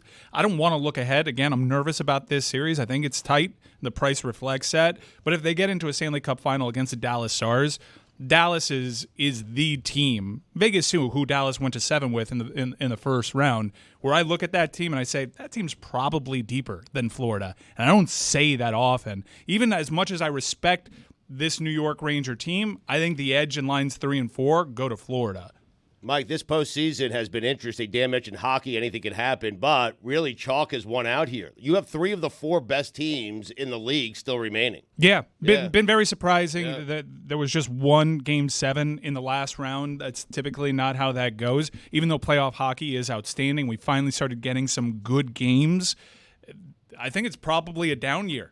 Look, as much as I say the NBA postseason isn't my cup of tea, there have been upsets there, and now they're starting to get good games. Ice hockey had some good games here in the postseason, but it hasn't. Hockey playoffs are great, and this has been so great that we haven't really analyzed that. If you compare it to previous years, probably a weaker one. Yeah. I don't need good games, but I do need close games. Seeing a basketball game go into overtime last night with stakes, and you're breathing a little heavier because you know that what you're watching can echo. It's something that you can remember. Stugotz has a top 5 list for us of. I'm a little confused by it because he's purloined it from Taylor. I don't know how he got it. Right. I think it's stolen. I don't think Taylor wants this scene. Oh, he doesn't, but somehow I got my hands on it. I mean, and it's a top 5 list because Jaylen Brown last night, that can be something that people remember for a long time in Boston. Or it can be a nothing. I remind you that just last year, Derek White made a buzzer beater to make a series that went from 3-0 to 3-3, and no one remembers that because they lost in Boston in Game 7. you have to finish it off. You have man. to finish it. It's weird to say about sports. There are all sorts of moments that seem huge at the time that then get forgotten. So are these the top 5? What have you procured purloined from Taylor. Taylor's personal top 5 sports moments that didn't result in anything. It's the lamest top 5 of all time. It's a good top 5. I really like that. Well, I think it's his top 5 moments, and it just happened that they didn't amount to anything. Like, he didn't write this for that. Right. He's had bad moments. I mean, he hasn't had really, really great moments throughout his life. So it's the top 5 sports moments for a loser. That's right. Yeah. Yes. well, for Taylor. Tomato. Well, it's tailor-made Yes. loser. Yes. He's a tailor-made loser. Well, we have to hear the list first. He just I hasn't think. won. Well, the way you've explained, okay. What? I've got a number one. That it better be on this list. Otherwise, you can just throw it out. It's his list. I've got a number one from one of the greatest Super Bowls of all time that better be in there. I'm just saying. Is it specific to Taylor, Yes, though? this is specific to Oh, Taylor. well, that and his seems to experiences be the as a sport theme. fan. Well, he's not a New England Patriots fan. But Jermaine Kearse made an unbelievable grab. freak. Oh, I remember that. Unbelievable grab. That's not the freak. That's Javon Kearse. Ron Curse. I think that I really want this list to have Mike Ryan's top one on it, but I will put to Juju at Le Batard Show. Are you surprised in any way that Mike Ryan knows his list is better than your list on whatever it is? This is a lame list, but now that I'm looking at it, I'm thinking about coming up with my own. There's a good list It's here. great. Yeah, it's there's so many encouraging moments everybody that to get come up forgotten. with their own. You're right. Do you have any OLI? Or I do, yeah. All right, OLI. Quentin Grimes clutch steal on one leg against Jimmy Butler. These are all going to be totally forgotten. Any more OLI? Trading for Tim Tebow. It would be on mine. What a sad life he's had. This was the Jets trading. I didn't know Yes. he was a Jets fan. He Okay. is, yeah. Number 5, Aaron Rodgers running out of the tunnel. It's a great one. It's a good one. Yeah. Number 4, Linsanity. Number 3, Bart Scott saying, "Can't wait." Such a good one. Coming around on They're this. just sort of gassy New York moments. It's sort of like the city of New York putting a hand to its chest with indigestion and then just epically farting. Number 2. That third quarter run in Game 7 led by Dante DiVincenzo. He hit that 3 to cut it to 6. was amazing. New York was electric. Wait a second, we got something here. They cut it to 6. They were down 20. They were so close. Number 1. Marcus Page's game-tying shot in the national championship before Chris Jenkins won on a buzzer beater seconds later. The shot before the shot, Dan. That would have been a better sounder than the fanfare for Taylor's top 5. It's a good list. It's a Dan. good list. It's a good concept. Mike, does it have your nominee on it or not? It's Jermaine Kearse making that catch in the Super Bowl. The freak. It was a juggling catch with a minute left in the Super Bowl, and it set up the eventual play. I think it happened like maybe 2 plays later. The interception at the goal line. New England wins the Super Bowl. That's a play that gets remembered. But if you've forgotten, and you probably have, this Jermaine Kearse catch in a huge moment for the Seattle Seahawks, go ahead and watch it. Unreal. Also, Ron Tugnut had an unbelievable performance one time. I think 70 saves. What? These things get forgotten when you lose. History erases them very quickly because I'm. This was before. What did Edelman go crazy after that and have a ridiculous catch? Edelman had the ridiculous catch against Atlanta. Yeah, the play that's remembered from that Super Bowl that Kearse made that unreal catch and was obviously not giving the ball to Marshawn Lynch, and then Malcolm Butler gets the interception. The last few minutes of that national championship game, though, that have the top spot or close to the top spot there, it's cruel to have your great moment that quickly erased. To be just and also erased. If you're Marcus Page, yes. Or if Jermaine Kearse has talked about like David Tyree, I think, if they go on to win that game. Shouldn't the epic fart that was motivational in Game 5 also be on this list where they cut the tension in the room and everyone saluted the Knicks for being loose, and then that just led to diarrhea all over the end of the season? Do we remember the Ray Allen Game 6 winner?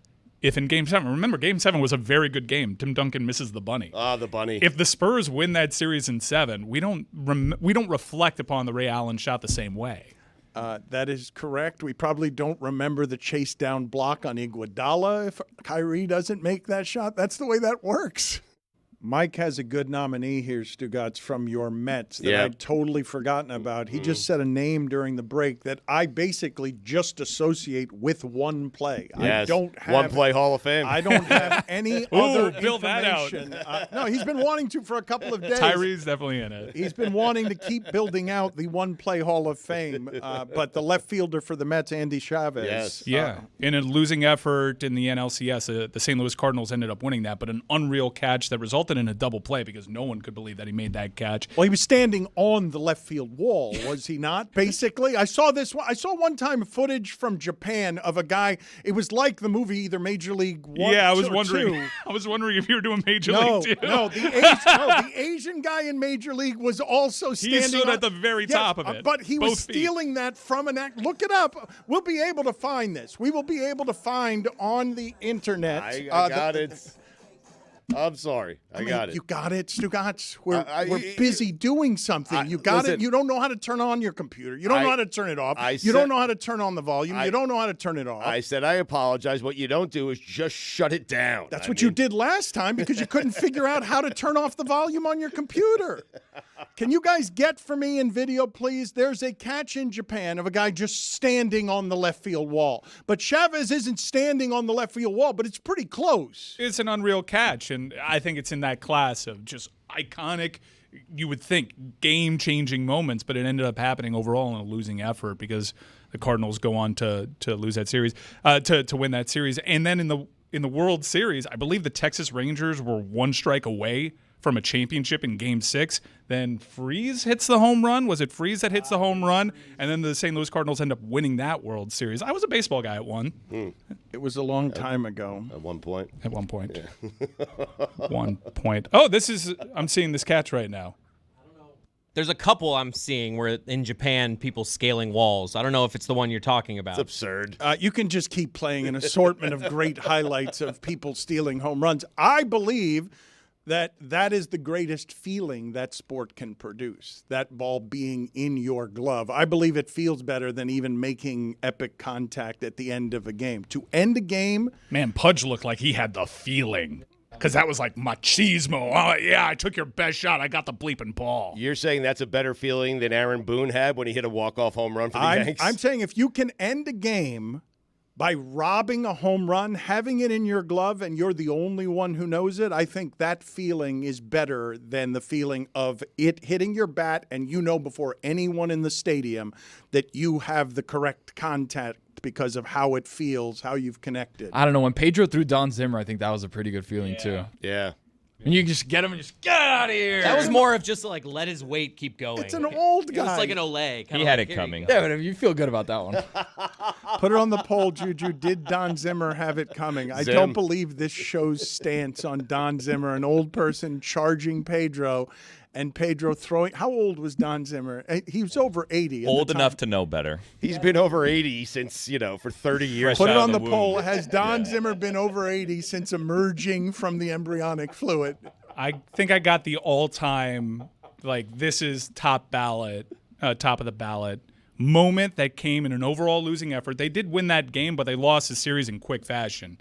AI stepping over Lou. Yeah, they won that game one to everyone's shock and surprise, and then they promptly got gentlemen swept. Public shock, yeah. They lost in 5. Don Zimmer was 72 at the time. He passed away at 83. No way he was 72. He was. Well, he was 80 since the womb, as Stugotz has already established. He was an old I 72. don't understand how Benjamin it is that Button he or could be 72. Kobe had a huge game-winning shot against the Detroit Pistons in the finals, but they lost in 5 as well. And that season was talked about as an embarrassment. That is correct. Looking at that replay, he does kind of grab the top of his head. And I remembered it more as Pedro just kind of letting him go. No. He does kind of grab his head and give him a toss. It was mixed martial expertise of using his momentum. He grabbed his against him. ears Yes. and threw him down. It's less momentum than I remember, though. It's more ear grabbing. It is. It's not a great look for Pedro. He has a lot of head. Yes. He does. Yeah. That is a lot of old head.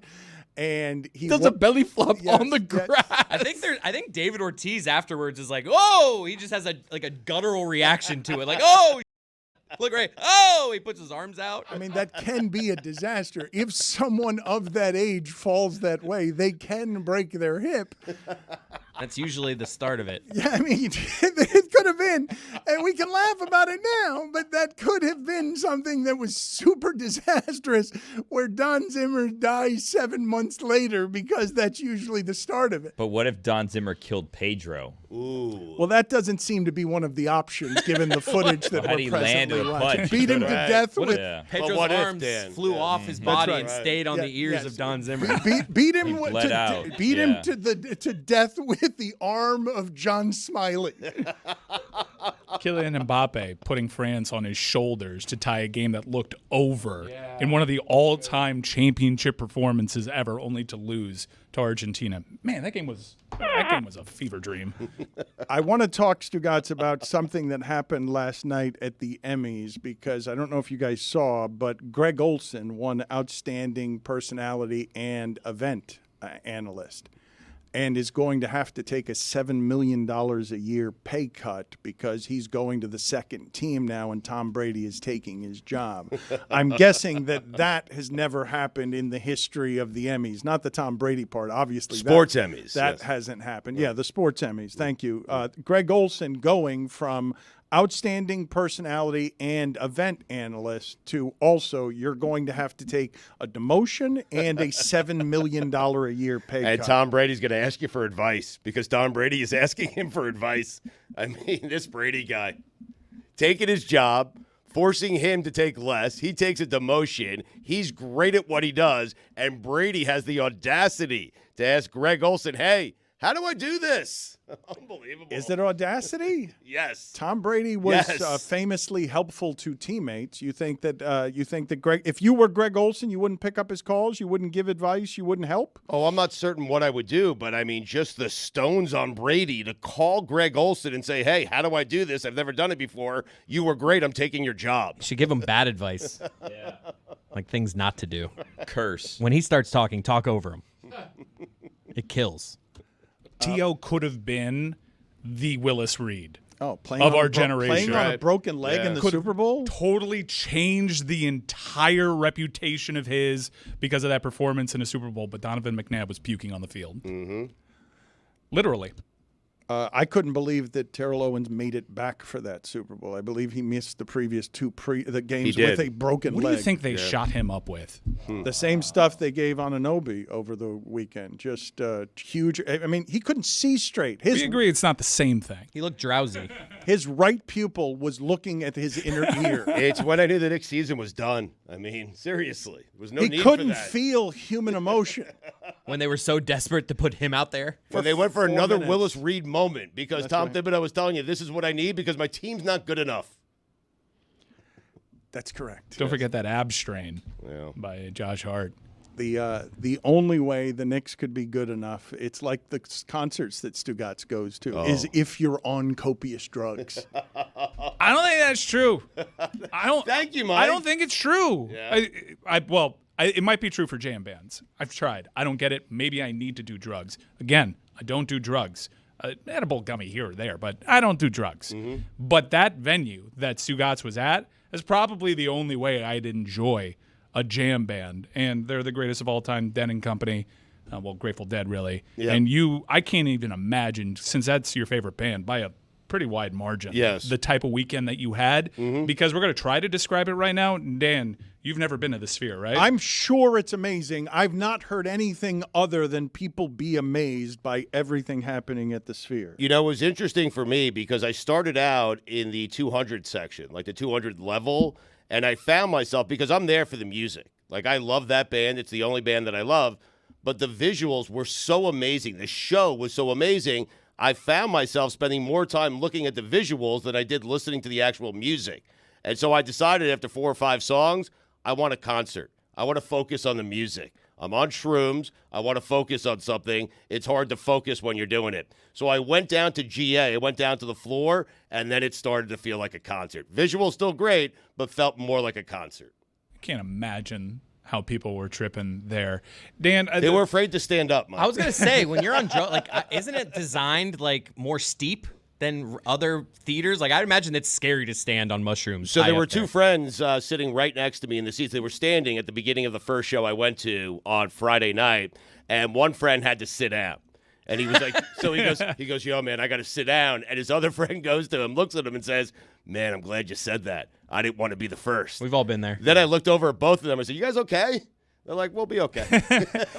I went to the Sphere when we were doing our Super Bowl thing. I saw U2 there. I'm not a big U2 guy, but you've been to everyone here has been to the Grand Canyon? I haven't. No.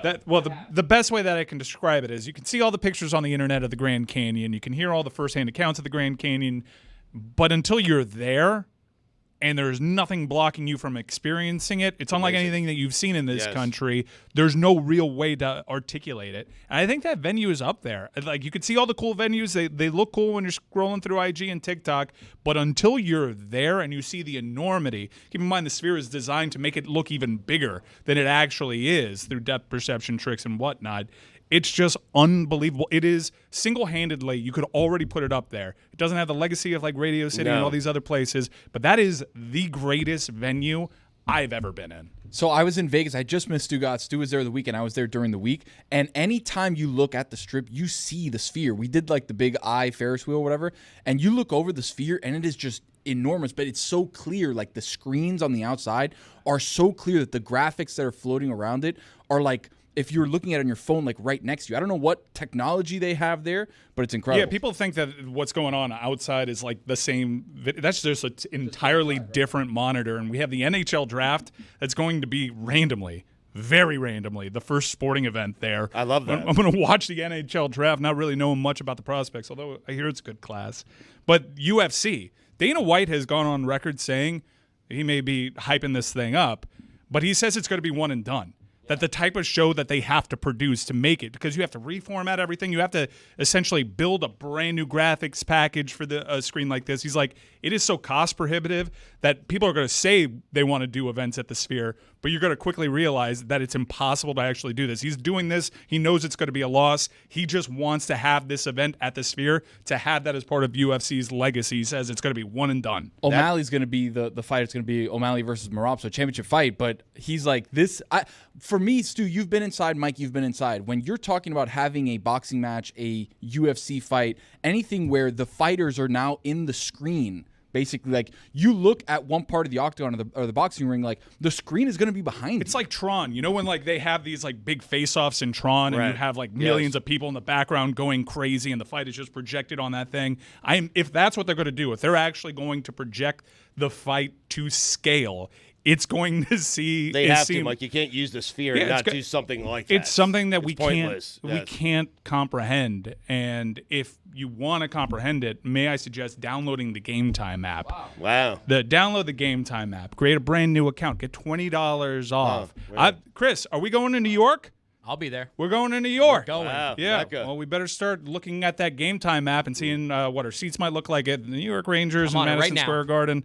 Historically expensive prices over there. I'm going but back you get to a Vegas. low price guarantees just in case you find it cheaper anywhere else. You're going tonight? You will no, we're going for game 2. Oh. So you get to match that and more. You get stellar customer service from the fine folks over at Game Time. And again, if you're creating a brand new account, you get $20 off with the promo code DAN.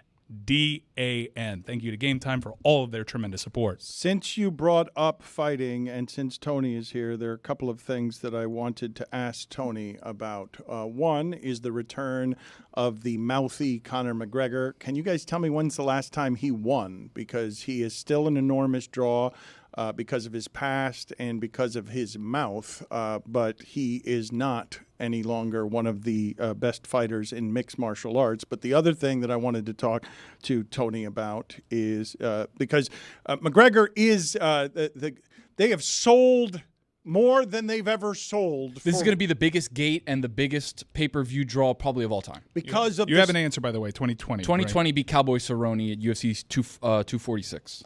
Because of his star power, and no matter who the fighter has been in mixed martial arts, they have not created a bigger star than Conor McGregor. But if he's not washed, he is not in any realm what he used to be, and his life has seemed kind of out of control in a way that makes it really difficult to get into optimal shape because of the recklessness and the distractions and the drinking and the potential crime. Like, there's just been a bunch of shit around him. But the other thing I wanted to ask you about, because you're an expert at corruption, the best we've got around here who isn't Stugotz. Thank you. The Fury-Usyk fight had $120 million lost because 20 million people are estimated to have streamed it illegally.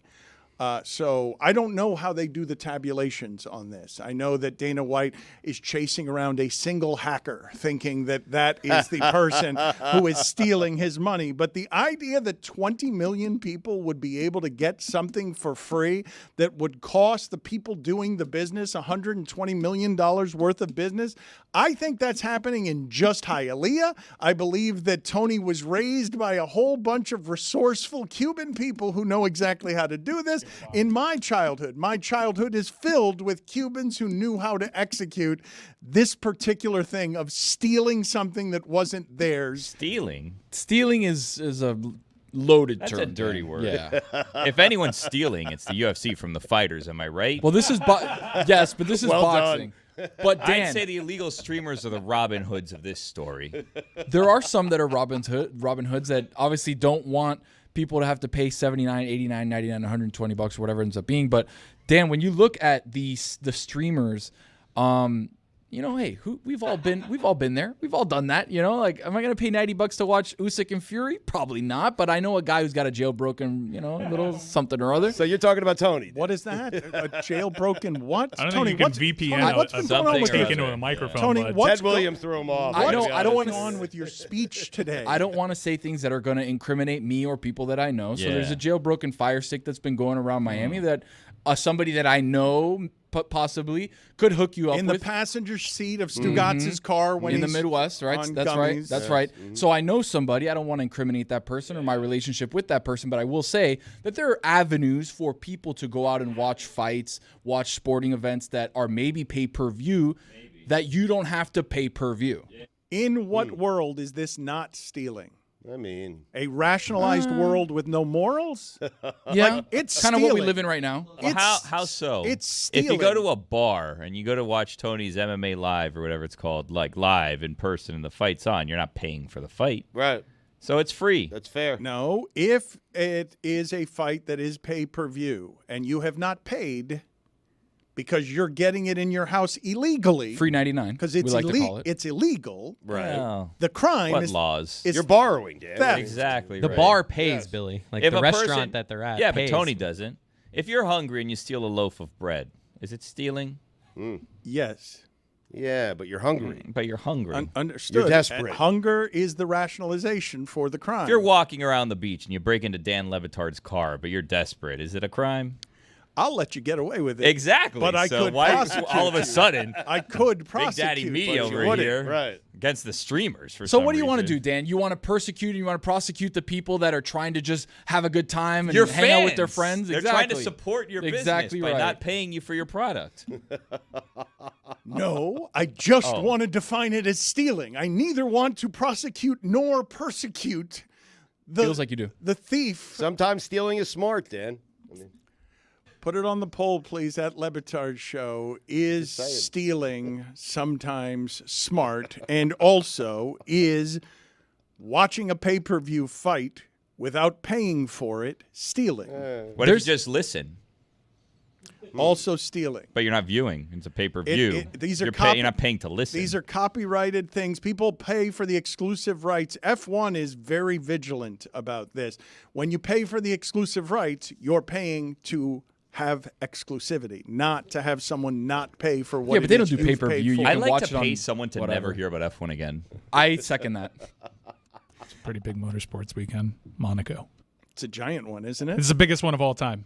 Oh, come on. It's the biggest one They of all time. said that last time. Get That's what outta he here. said. No. This is the biggest one of all time. like You got- MLB. look, I'm not. That's not true. I'm not UFC a Formula 300 is One huge. guy.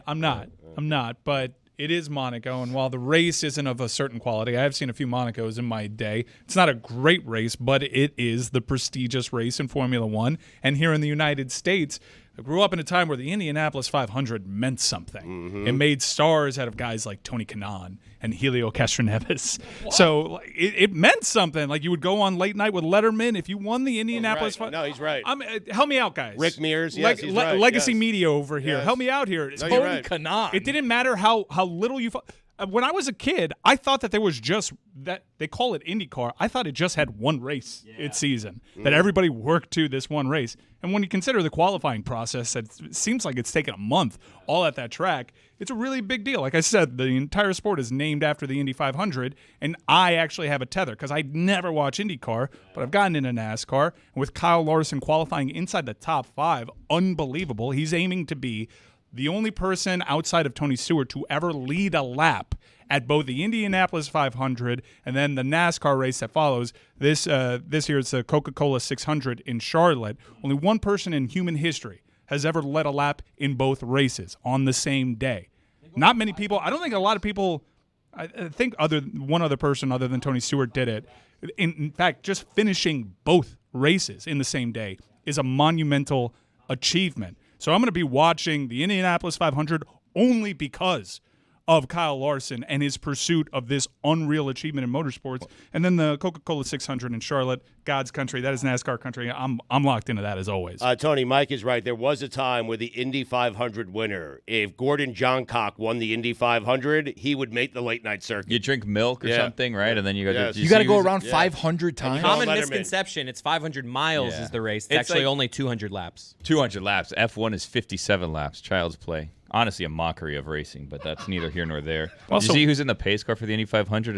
Another tether for you?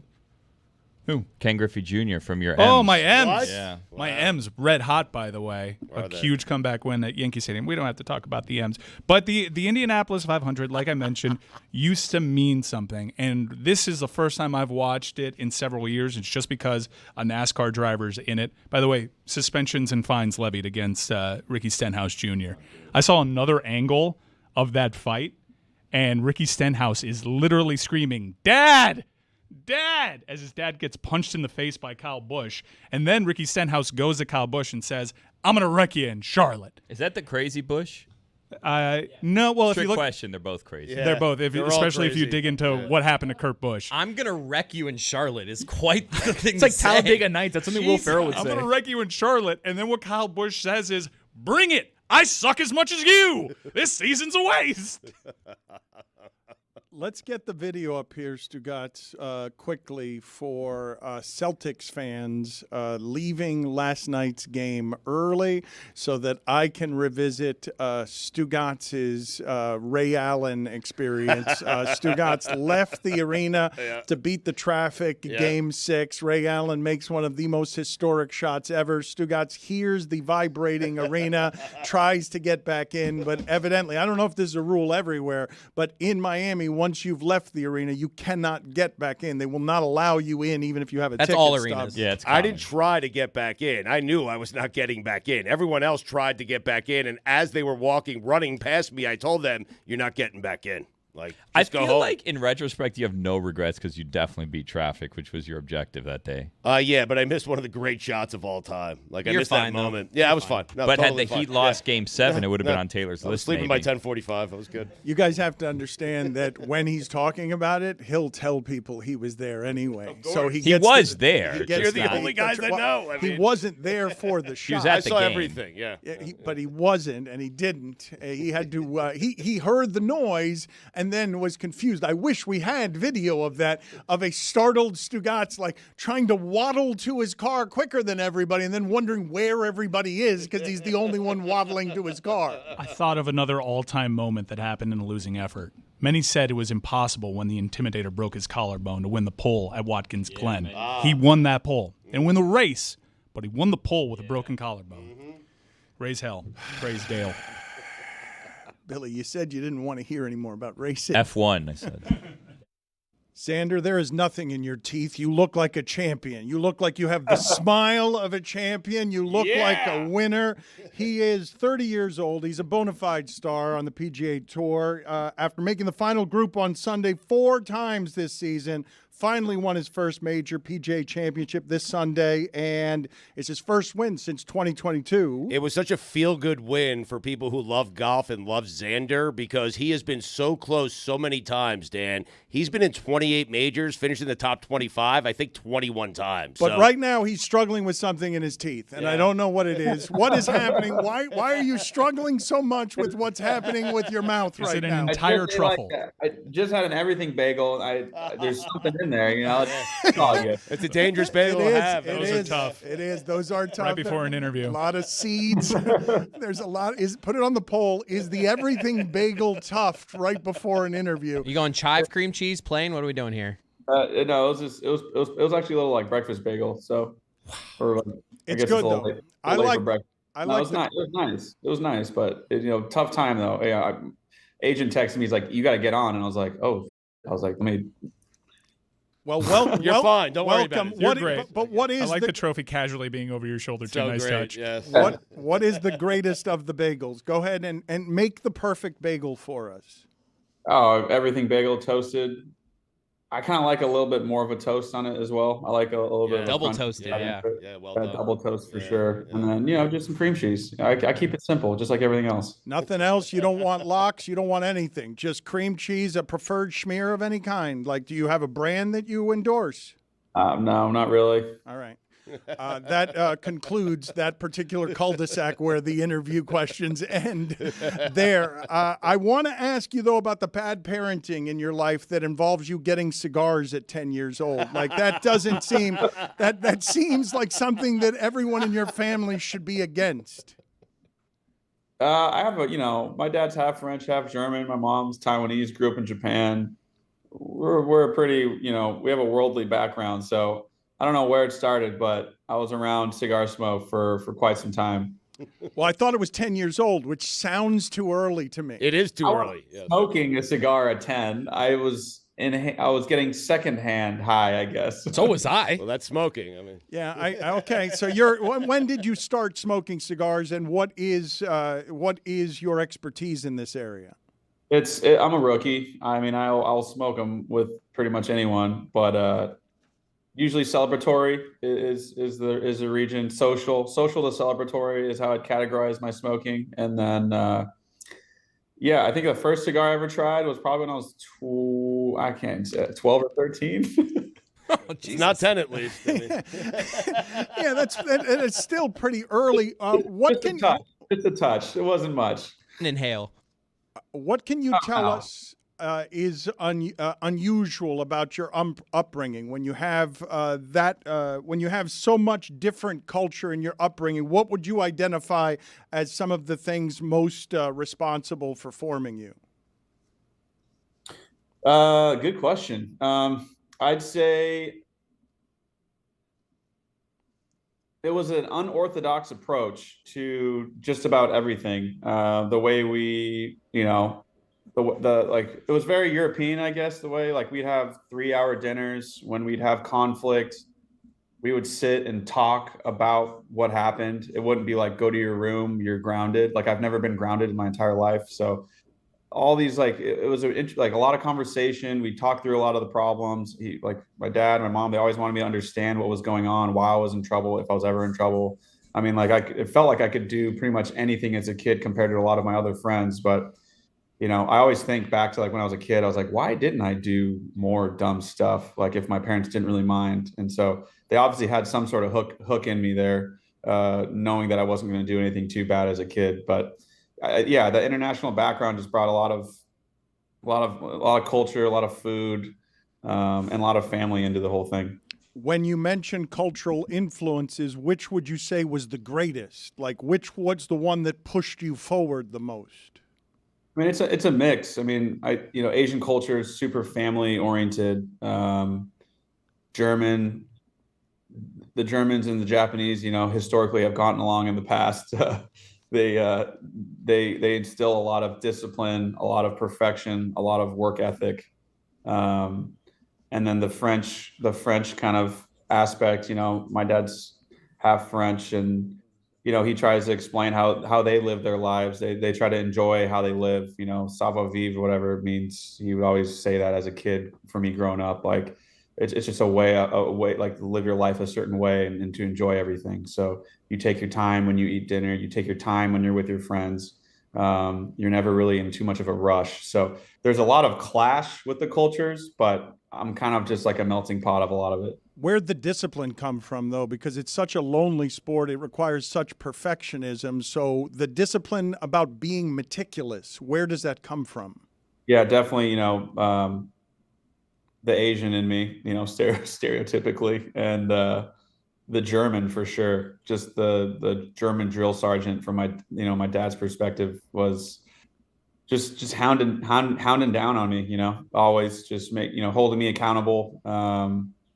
We'd have conversations about what I'd like to do, how I want to go about my work. And it didn't take a whole lot once I, came out with what I was trying to do myself and I verbalized it. My dad would hold me to my words often, and it didn't take a lot for him to push me because I said it all and it's things that I wanted. So he just held me to a high standard. Give me the most extreme example you can think of from your childhood of trying to meet the expectations around that kind of pushing. He never really pushed. He when I sat down,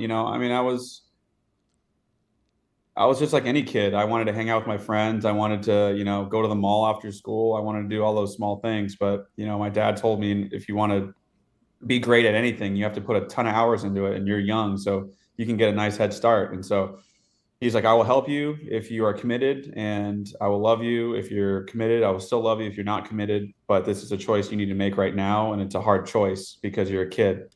And so I just remember there's times, where school would end and I would try to hitch a ride from my buddies because I was pretty young when I was like 13 when I got to high school. My parents were foreigners, but I was just trying to get myself to the golf course, in the random days where I was tired after school. It was like, get out at 3 p.m. and, I'd be at home. My dad would come home from work. He'd be like, did you practice? And I would look at him, like every kid looks at their parent when they mess up. And he didn't really have to say anything else. And I just felt this like overwhelming guilt in my body because I told him that I was committed and I told him that I wanted this, and I was letting him down and I was letting myself down more than anything. So I don't know how he did it, but he played some nice mind games with me when I was a kid. Xander, I've got no connection point to being a good golfer, let alone one that's barreling down on the precipice of winning a championship like you just did. Typically, people that cruise to a title, they have a charmed existence, and I don't know what your mindset is, but you had to play really good golf to win this one. You had some of the best golfers in the world on an absolute heater in form to win a title. Are you paying attention to what other people are doing on the course, knowing that you have to lock in that much more, or are you just tuning it out and trying to play your game? Well, I mean, both. There's these leaderboards that are like 30 by 30, they're massive. You just see them everywhere. So I look at it, I recognize it, I embrace it, and then I just have to lock in. I got to realize, why am I in this position? It's because I've been staying in my lane. It's because I've been doing all these things the way I do them. And so it's easy to get, lost in the sauce, like looking too far ahead. And you just look at the board, you accept it, you embrace it, and then you just get to work. You know exactly what you have to do to win a tournament, and hard part's doing it, obviously, but just locking in after every shot. It's like a weird 3 hours of your life because it's going really fast, but it's also so slow at the same time. It's strange. It's hard to explain. Xander, we have video here of the second shot on 18. You have 2 feet in the sand. The ball's above your legs. I tell the guys, and I told them yesterday, that's one of the greatest shots in golf history that no one will ever talk about. Do you agree with me? Yeah, it's nerve wracking. I mean, I've hit that shot. If you've played a sport enough and you're in their sport a ton, like golf, for example, I've hit it everywhere on a property you can possibly imagine. So I've had a shot like that before, and I wasn't too nervous about it. And like you said, everyone was playing incredible golf. Like I knew I had to make a birdie, and if you're trying to win, you have to go for it. So I knew chipping out, and trying to hit an iron up on that ridge wasn't going to get me a birdie. I knew punching it up there somewhere was going to give me the best chance and opportunity to win this golf tournament. How many beers have been consumed out of that trophy behind you? We started with some champagne. We're in Kentucky, so there was whiskey, like classically, some bourbon. And it was we had a nice go with it. We had a small crew there at the rental. When we get back to, I'm in Florida right now, but when we get back to San Diego, that's where Austin's from, and a lot of my, that's where I grew up. So I'm sure. And then my parents are on a whole nother level. They have their like crews they're going to go out with. So there's a good chance my parents actually drink more out of this than I do. I have so many questions, but we have limited time with you. Who are some of the coolest people you've heard from over the last couple of days that you find moving? Tiger's reached out. A lot of guys on tour have reached out. They've been super supportive. MJ texted me. I got to know him a little bit better at joining the Grove here in Florida. Steph Curry reached out. He's a Callaway staffer. So it's been it's been an awesome. It's cool to have other sporting figures to reach out to me. Could have just said MJ. Yes, but he's got it's a good list. I want a great list. I want to kind of go through his texts here, but who hasn't reached out that should have? My dad. Who's the person? Come on. I am. Yeah, my phone. I thought my phone was going to explode, so I'm still like, I'm constantly just trying to get back to. Everyone's been so supportive. I'm just trying to get back to everyone individually. I thought my phone was literally going to overheat at some point. What's your go-to response? Because you're getting so many. It's kind of like when you get birthday messages. Like, are you just saying thanks, bro? Like, what's your go-to response to all the congratulations you're getting? I'm not a copy and paster. So, I'll read what they wrote and, I'll try to respond accordingly. Salute emoji. Just maybe? The heart. You just heart it and move on. No. Yeah. That's like a nice thing that, the iPhone did or Apple or iMessage, where you can just like heart everything. But I'll write a text. I'll address who they are just so it doesn't feel like, I'm just ripping through these things. You hear from Scotty or his hands tied? That's a good joke, Xander. Oh man, no, yeah, Scotty and Meredith, they're awesome. Meredith reached out. When that's going down, are you like, oh, this field just opened up? Yeah, it's the number one golfer in the world. He fired a 66 after he got out of prison. He's my friend, but it gives me a certain advantage to have him in jail, not it does prison. break up the groove. There's only a few ways to beat the guy. You know what I'm saying? What is the best of the group chat? Because I've been told by sources that the group chat that you have changed the group chat to include Scheffler's mugshot. That was not. There was someone else on our table that did that. It was the day after. We needle Scotty. He kicked it like a champ. So our real group chat for our physio table it ended up being a mugshot of Scotty, and he took it great. He showed up the next day smiling at everybody. But take us through you learning the news and where you were. Just take us through everything that happened there, where you realized my friend's in jail. This isn't terrible for me. They can wait. They can wait a while before they let him out.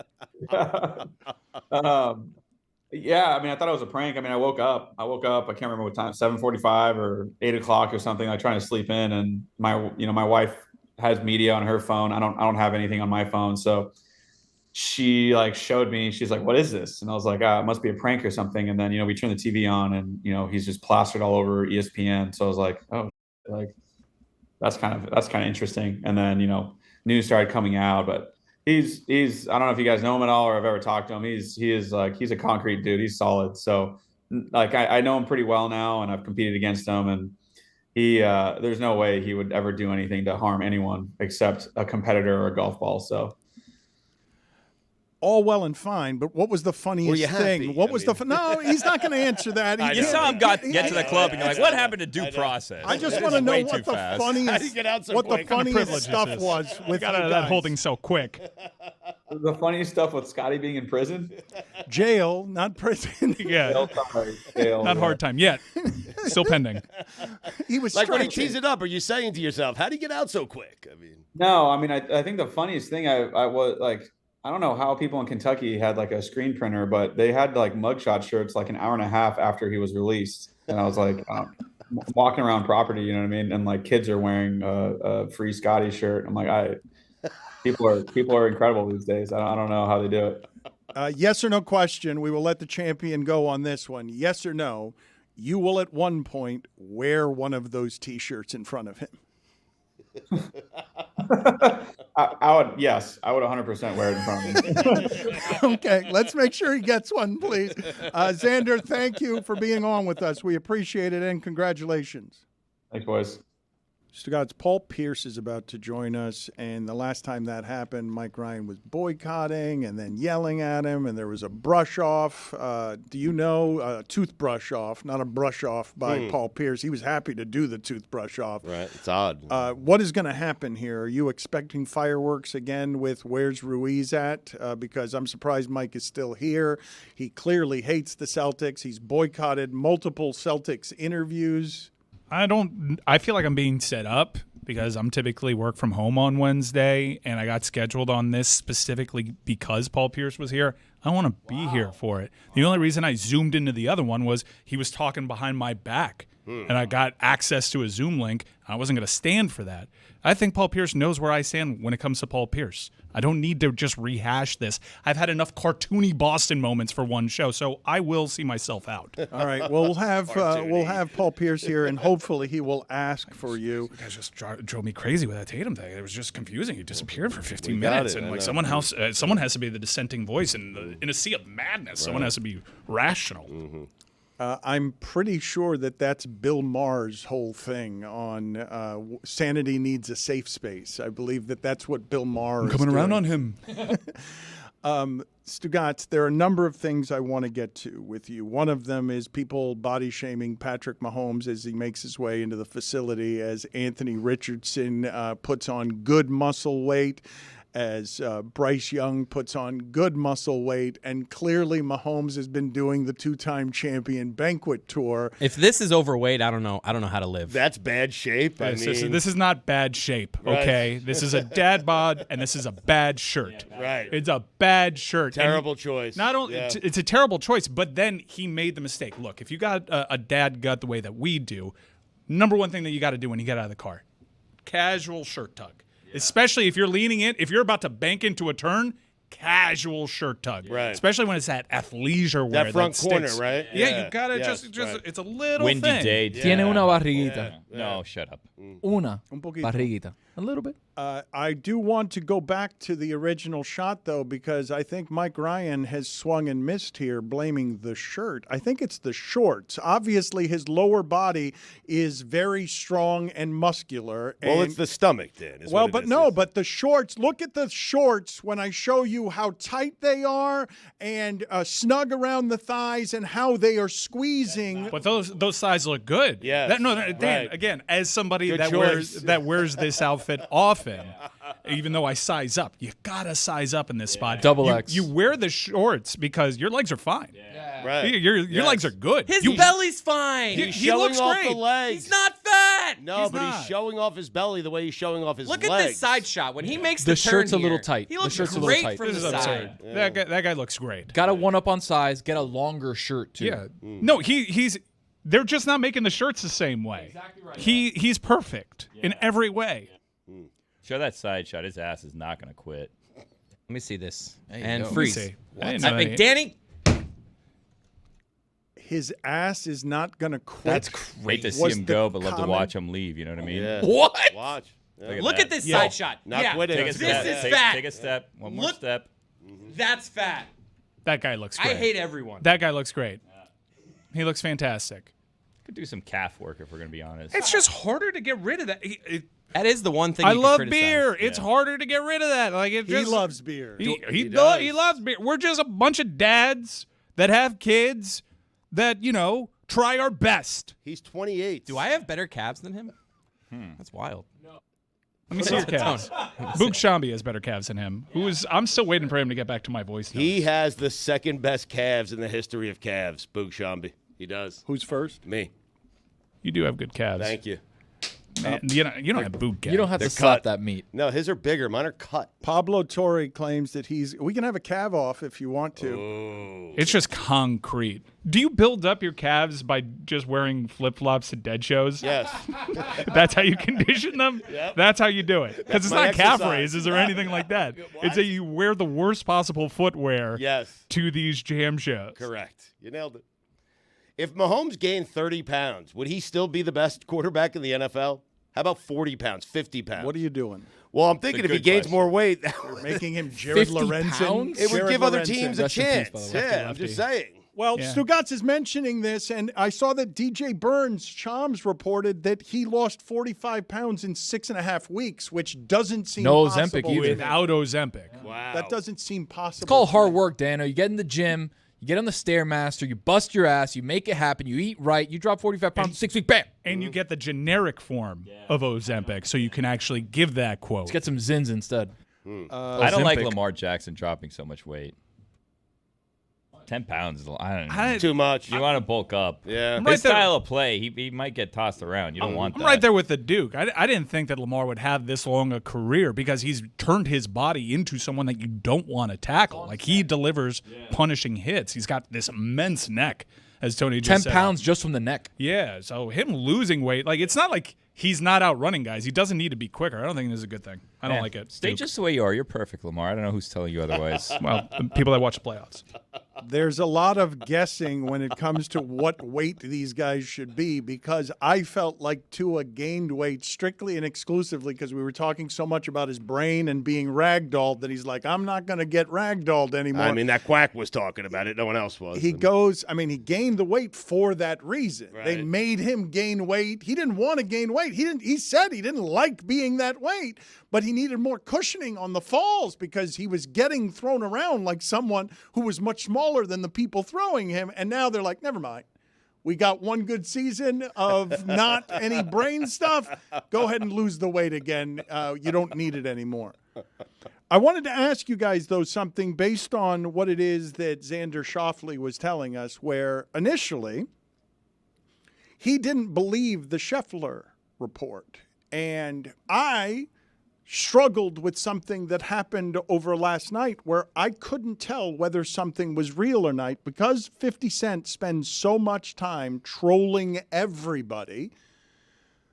The fact that it was trending, that 50 Cent has a documentary that is a bidding war over did he do it? Did he?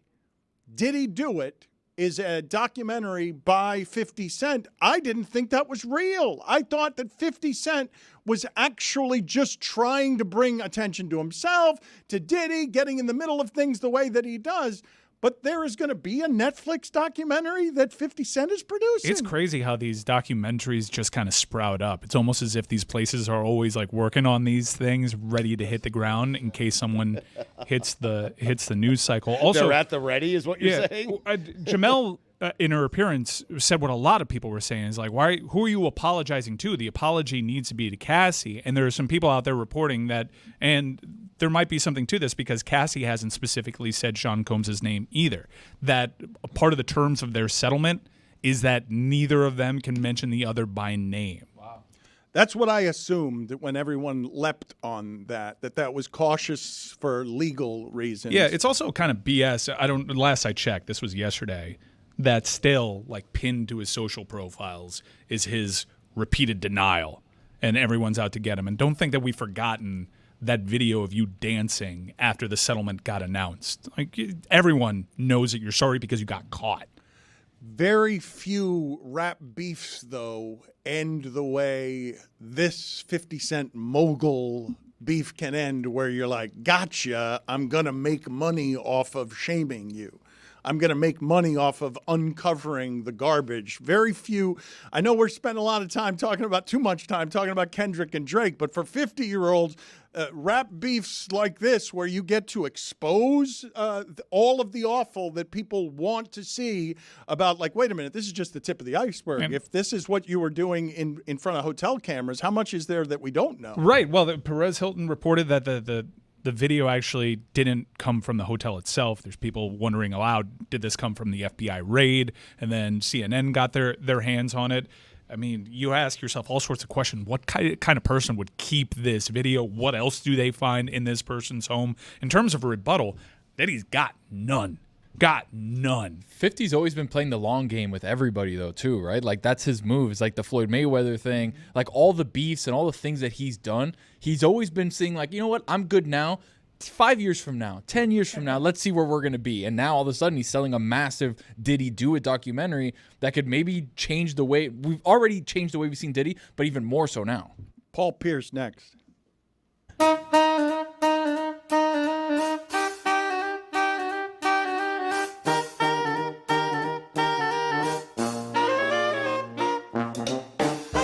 That's right. It's time for Against the Spread. And it is sponsored by DraftKings. Stay tuned because you'll hear all about DraftKings and all it has to offer throughout the show. DraftKings, the crown is yours. Tony, kick us off. We've got a massive Western Conference Finals matchup tonight. Dallas against Minnesota. The Wolves are minus 4.5 at home. I'm taking the Wolves. You guys know I'm a Wolves guy. Got a lot of tickets out there on the Wolves. Love this Wolves team. Love Anthony Edwards and the boys. I'm going to take a minus 4.5. Mike Ryan. I'm taking the Mavericks plus 4.5, going head-to-head against Tony because while we have difficulty trying to decide which duo we like more on either team, I think that Kyrie and Luka have a crazy unique set of skills to go up against this type of defense. I actually like the Mavericks in this series and to lift Larry. I think they take one of these two games. So I'm betting they take game one. Whoa, to lift Larry. Wow. I'm taking them to lift Larry. Yeah, I'm that big a Luka fan. Wow. But he's been hurt. He's not quite himself. The great ones tell their body not today. Yeah. Thank you. Mm-hmm. Billy, do you have something for us against the spread? Yeah, I'm going to take the Panthers minus 1.5 against the Rangers tonight. I know what you guys are thinking. 2 goals on the road against the Biden Cup winners. I wasn't thinking that. Don't count out Evan Rodriguez and them boys. The Panthers are bringing it tonight. This guy knows puck. Go Ice Cats. Erod did have his best series. Like, he was great in that last series. Yeah, while everyone was talking about Sam Bennett punching Marchand in the face, no one seems to talk about in open play Rodriguez getting punched repeatedly in the back of the head during play. That just wasn't talking about it. And wasn't mentioned. Mm-hmm. Nick Cousins.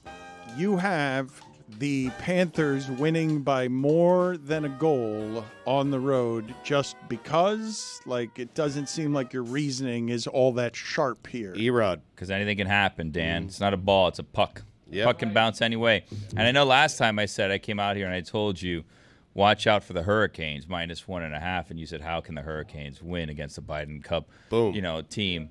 And they didn't, but, that's because they give up 5 goals or something in the third period, something catastrophic. I don't see that happening today. So take the Ice Cats, minus 1.5. We are in a contract year. Against the spread. We haven't been doing that. Yeah. What's happening? Guys, stick to the bit. What are we doing? Against the spread. No one's saying it. Where's the music? Music stopped. Come on. Segment's over. Guys, how are we going to get re-signed if the music stops? You're not on my tempo. What's happening You're not here? on my tempo. I promised people Paul Pierce here, and all PP. I've got is a bald guy staring at me up the side of his face as he tries to fix all of Paul Pierce's technology. Not smiling, so I don't think he can hear you. Yeah. Vladimir Tarasenko.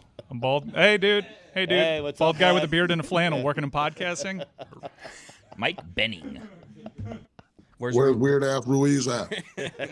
All right, he's been called out again. Weird Ass Ruiz. We'll see if he returns. Paul Pierce is eating something. Pierce, what are you eating? What is that breakfast you put together? You got a gnarled, dislocated finger there? I got a sausage McMuffin from McDonald's. Nice. Okay, last time you came on, you were brushing your teeth. I feel like you're sort of actively trying to disrespect the television process around here. Oh, look. Okay, you got still got There he it. is behind me. Jesus. Okay, Mid-bite, very good. Dan. All right, so I can't be on TV with the stuff in my teeth.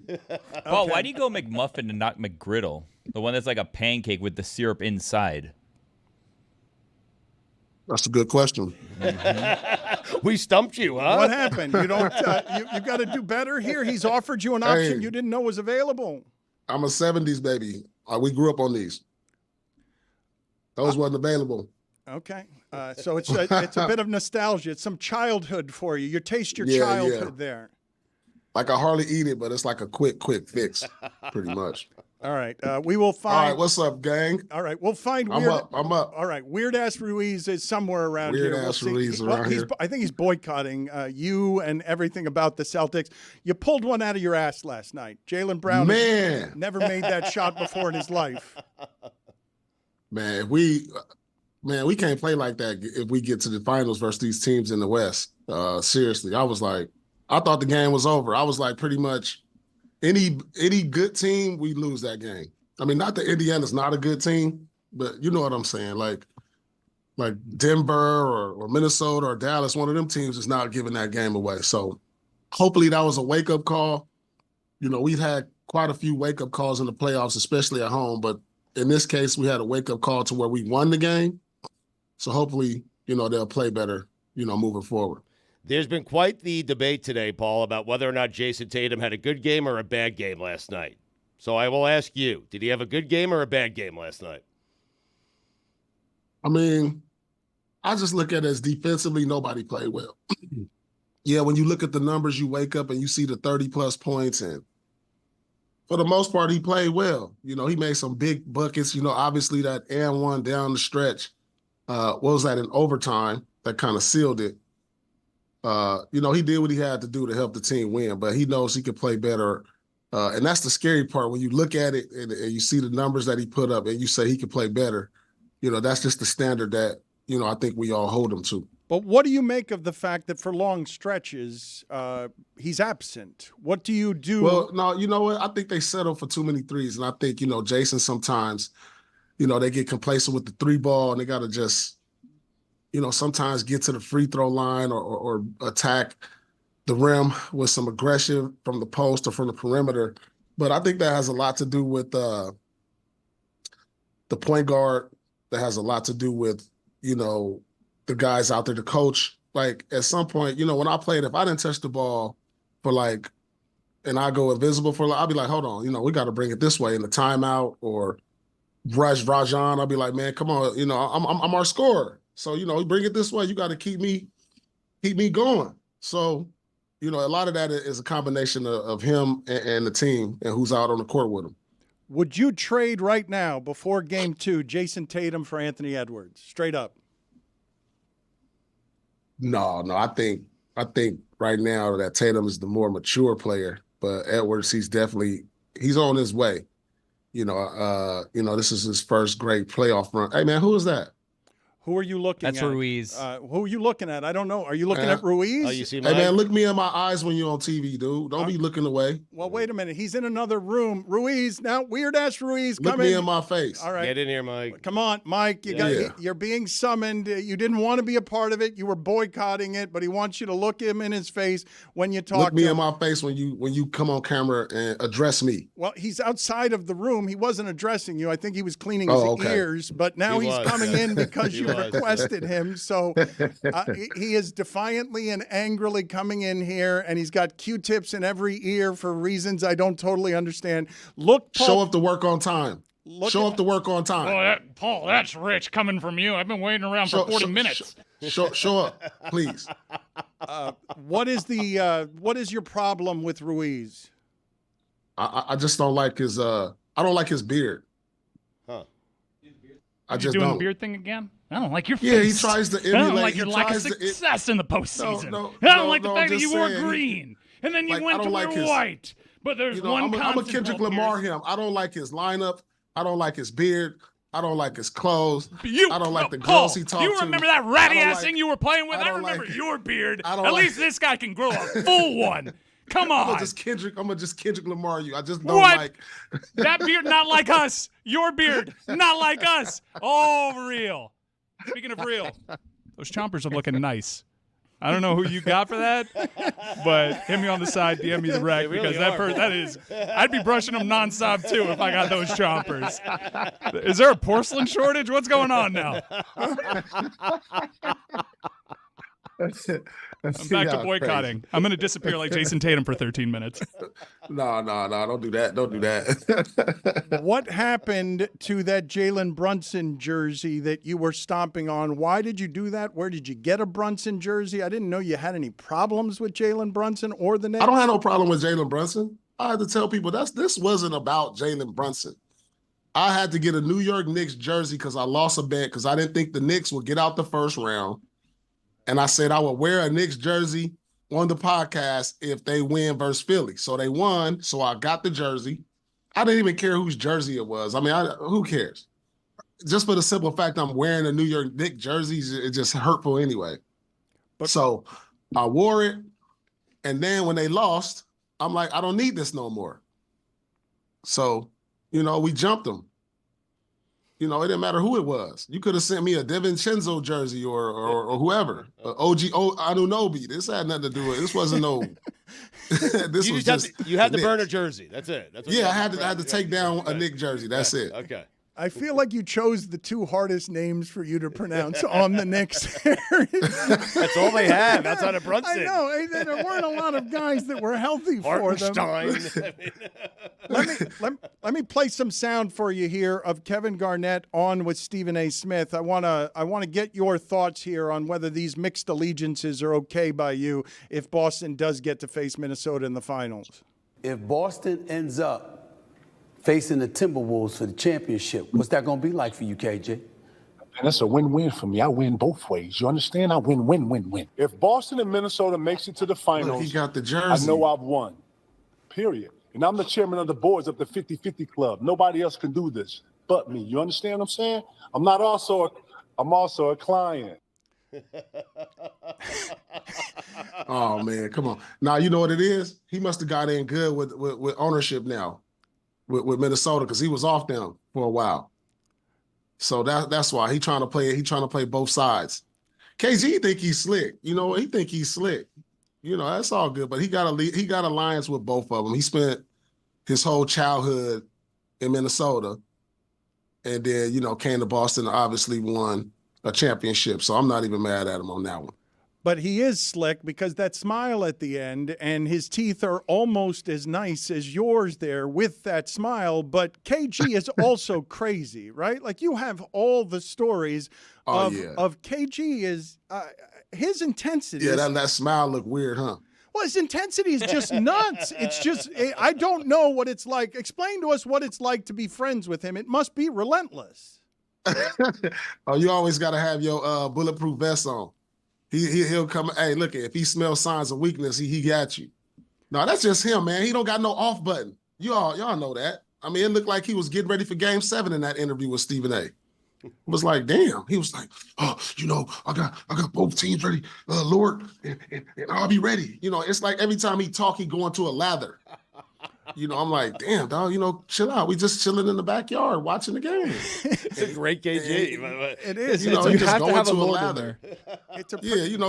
He'd be like, Lord, I got both teams. The Truth Lounge with Paul Pierce is every Friday on the DraftKings Network. What is this cowboy doing, man? All right. Looking like the character from Toy Story. He's doing mouthwash, it looks like. Do you want him again? God. You want to talk again to Weird Ass Ruiz? Again, keep Weirdo over there, man. I don't know what he's doing right. He's going through a midlife crisis. I want to ask you about J.J. Redick. He is saying on television last night, you got to foul when you're up by 3. LeBron was tweeting video of the podcast in real time saying the same thing. And now Shams is reporting that the Lakers think that J.J. Redick has, quote, Pat Riley-like potential. J.J. Redick is the coach of the Lakers. Puppet or pal? I don't know. You know what? Be honestly, JJ does have great basketball insight, and I do enjoy listening to him. So, I don't know how that translates, but we've seen Steve Kerr do it. We've seen Doc Rivers do it. So maybe he got a shot. You know what I'm saying? But to go to a team with demanding personalities such as LeBron, I mean, I know he has a good friendship with him in AD. That's a difficult spotlight to be in for your first head coaching job. But maybe he does have Pat Riley like. I mean, of course, you can kind of think you can emulate that, but you got to understand Pat Riley is one of the greatest to ever do it. So if you think you can bring JJ along for the ride, but the window with LeBron is short, so if they don't get it done, he'll be on the hot seat. So that's a hot seat job right there. So I don't know. I don't know how to call that one. But if the window is indeed short, what do you make? Because last time you were on with us, or 2 times ago, you mentioned that you were as awed by LeBron James still doing this as the oldest player in the league as the rest of us were. Yeah, for sure. But what do you make of the power to hire your own coach, to get your son drafted higher than he would otherwise be drafted? What do you make of the value and power at this age? Well, I mean, you got to understand what LeBron has brought to the game, man. He's one of the most influential players of this generation, if not the most influential when it comes to like on court, off the court, situations. He's changed the landscape on free agency, on contracts, on how you move to different teams, and his friends getting into the general agent game, and just he's it's just what it is. I mean, he's shown how to manipulate the system, as we should say it, but rightfully so. He's one of the greatest to ever do it. So he should have some input when big decisions are being made for a franchise that he's won a championship for, and possibly gonna get his number retired at. Paul, would you draft Bronny #1 overall to get 2 years of LeBron James if you felt like you were LeBron James away from winning a title? And it's a bad draft. Like a team like the Knicks, okay? Nah, I'll be realistic about it. I wouldn't draft him #1 overall because, it's probably some guys in the draft that probably have a better upside. We talking about a 6'1" guard with athleticism we haven't seen a #1 pick like that since Allen Iverson, but we all know who Allen Iverson was.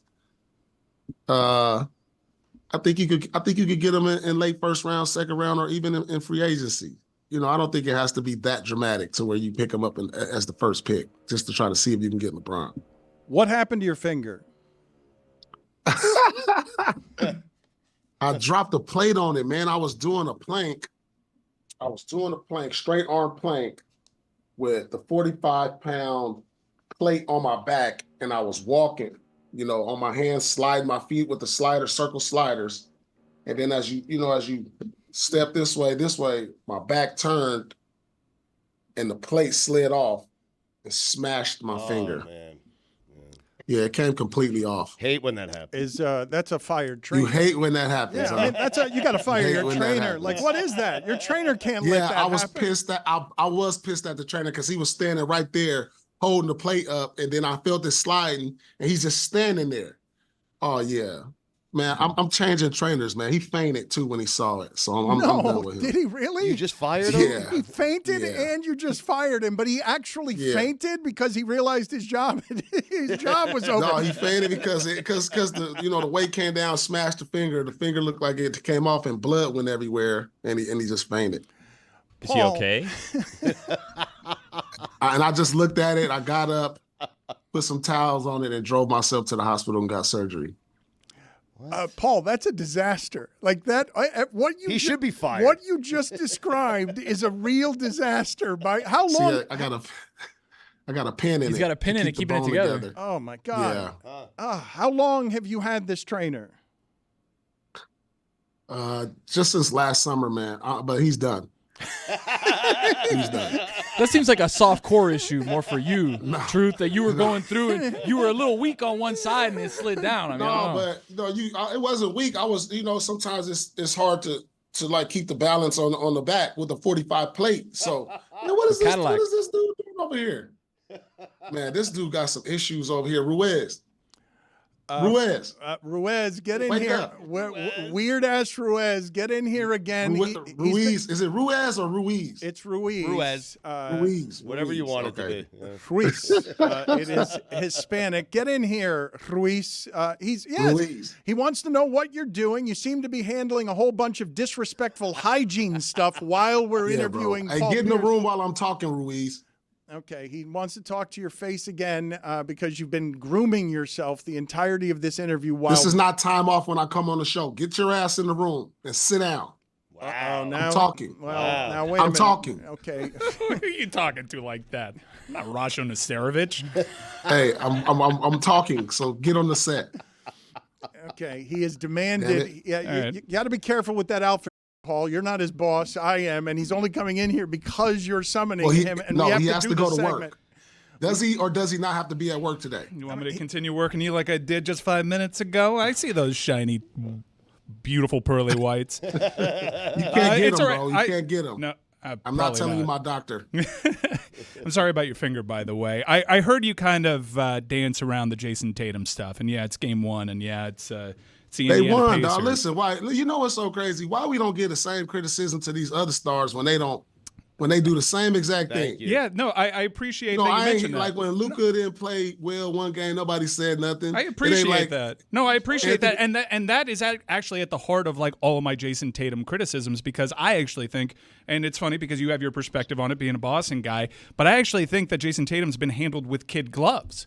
I actually think that but if how other about nobody talked about he led the team in points, rebound, assists, and steals in the first round. I never heard that come up. No, he's a great player, and I think. Look, I'm not And saying they've only lost 2, and their record is 9-2 in the playoffs. Well, I mean, they Easy have teams. Dude, they've been playing on a flat track, and you know this. But it's okay. Like, my whole thing with Jayson Tatum. 36 points and 12 rebounds. Cool. And a 13-minute want him and to a do? 13-and-a-half-minute stretch in which he was totally So, invisible. he didn't go for 50, guys. He didn't go for 50. Well, I'm like, Jesus Christ, what does the guy have to do? He just wasn't the guy during crunch time, and you guys almost lost that game if it were not for Rick Carlisle forgetting how to coach. He had 10 because points in part, overtime. I understand that he ate from the Did we line win the after game, with yes or 90 no? seconds left in the game. Did they win?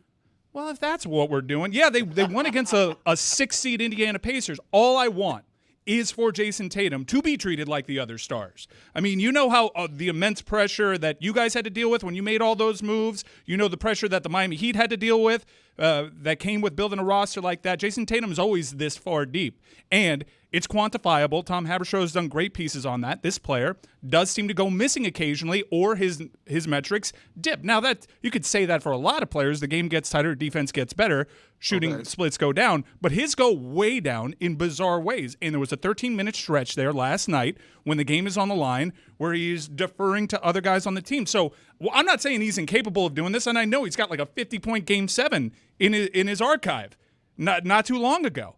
I want to see it. I want to see the game's greats ascend to greatness when big-time moments present themselves. He's done it a couple of times. I want to see him do it in this round, and then I'm going to do the sports radio thing of saying, I want to see it in the finals. You did it, Paul. You did it. 25, 33, 33, 25, 36. Has there ever been a stretch? That's the last 5 games. Paul, has there ever been a stretch in your career, because you're a guy that's reputed to be a bucket getter, a dog, a guy that thrives for those moments. I didn't call bank, I call game. So, has there ever been a moment with a game on the line in a playoff game where you go scoreless for 13 and a half minutes? Moreover, you barely touch the ball. As soon as you get the ball, you hand it off to Derek White. I got to take this call. Hey, hello? Yeah, man, I'm talking to weird-ass Ruiz right now, man. I'm going to hit you back in a little bit. You going to be there? All right, yeah. He over here talking some phone about Jayson Tatum. Let me holler back. All right, man, bye.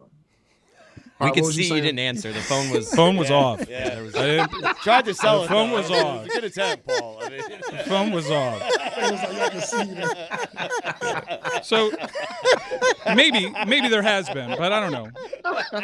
Maybe there has been in your career, but I just find it very, very bizarre that he goes missing for 13 and a half minutes straight. But as you were, I'm just grooming myself. I don't find that at all weird when people do hits. All right, see you later. He's an NBA champion. There's the evidence right there, Paul Pierce, that you're a terrible actor. The phone. Your phone. see the answer the phone thing. He's an NBA champion. He's a Hall of Famer. He's been stirring up shit for years. Check out new episodes of The Truth Lounge with Paul Pierce every Friday on the DraftKings Network and all the Smoke Productions on YouTube. There it is. We have exposed it with our investigative team. That is not a phone Bonier call. than those teeth. See you later, Paul. Good. All right, y'all. Man. Good talking to y'all always. See you, Paul. See you later. They got me. Yeah, got you, journalism. We got him with the journalism. Excellent work. They got me. Mike, I don't think I have ever seen disrespect administered in the way that is just Q-tips and cleaning your elbows and doing what lotion. Moisturizing. Like, what the hell And were Paul you seems do- to like it. Yeah, he seems to like I in the take back my and hints forth. from others. Apparently, he's normalized grooming yourself during interviews, so I just took it to the next level. Got one up him. Hey, he had the Q-tip. He had the... Y'all funny as hell. I'll never speak to you again. I hate you, Paul Pierce. I hate you. Guys, I did my taxes recently. God, I hate doing that. I hope you asked for an extension. I had to did. do No, it no, for I I had to did. do it for the first time with business taxes for my dad's podcast. Man, that's annoying. Yeah, business taxes, personal taxes, all that. I always file an extension because you always need time to make sure Just in that case. your T's are crossed and your I's are dotted and whatnots. But I had this happen where I feel the need to dress up for my accountant in a way that I don't dress up at work. Oh, you show up in person? I show up in person, yeah, because we got a lot of things Congrats. to discuss. Mine's all over email. Yeah, Really? I do it all over email. I'm an in-person guy. Me and my boy Tony, two Tonys cutting it up. I go to his office. We have some cafecito. We talk. I'm usually there probably about an hour and a half, 2 hours. We go through everything. We make sure everything's up and up.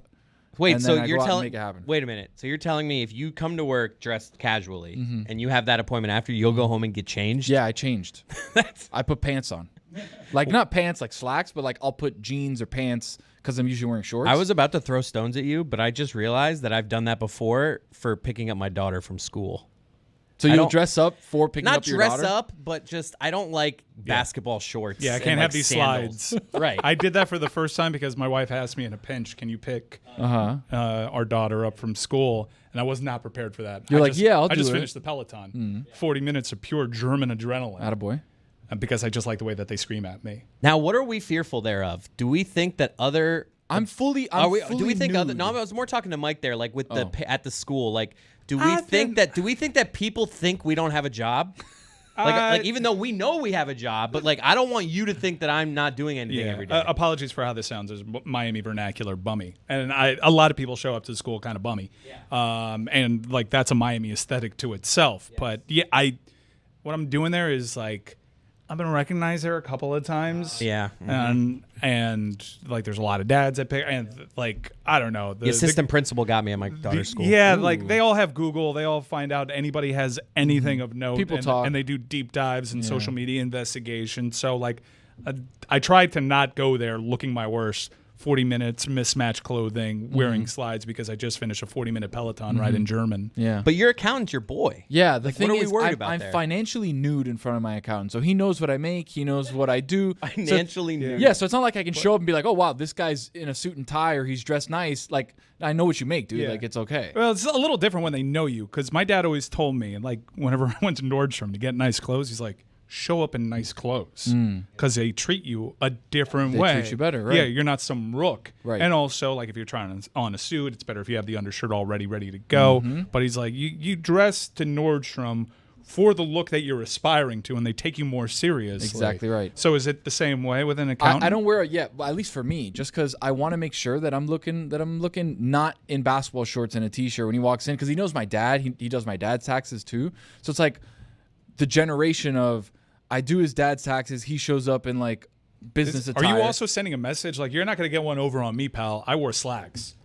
Not slacks, jeans. But you know what I mean. Pants. Yeah. Like he's gonna take care of me. Yeah. I know that because there's you got a couple things in the mix. Well, you're a big sure- account. You're a big account. I got to make sure that all my things you got to are protect the big account. The times that I've ducks in a row. The times that I've felt financially nude, I've never used that phrase before, is like anytime you're at the bank and you're making a deposit, like you ever like the checking account. The checking account fluctuates. Like I have some stuff in savings, but the checking account, if bills came out, it can look a little low sometimes. Yeah, and I always feel really insecure of like there's usually more money in I do. You see my savings? It's right next to it. I'm with a bank that just introduced a new feature on a website which says your net worth, and it goes up there. I'm like, that's what you think. That's what I'm letting okay. That's what I'm letting the government in on. Yeah. No, if you think that's my number, okay. You know what? Cool. I actually like that you think that. Yeah. Because I know I got a couple things. Your boy can liquidate like this. I stumbled into a find out your net worth like website before where it's like just write in how much you have in your savings. What do you own? Houses, car, like. And I found out, I was like, wow, that's my net worth. Better or worse than what you thought? It's not, though.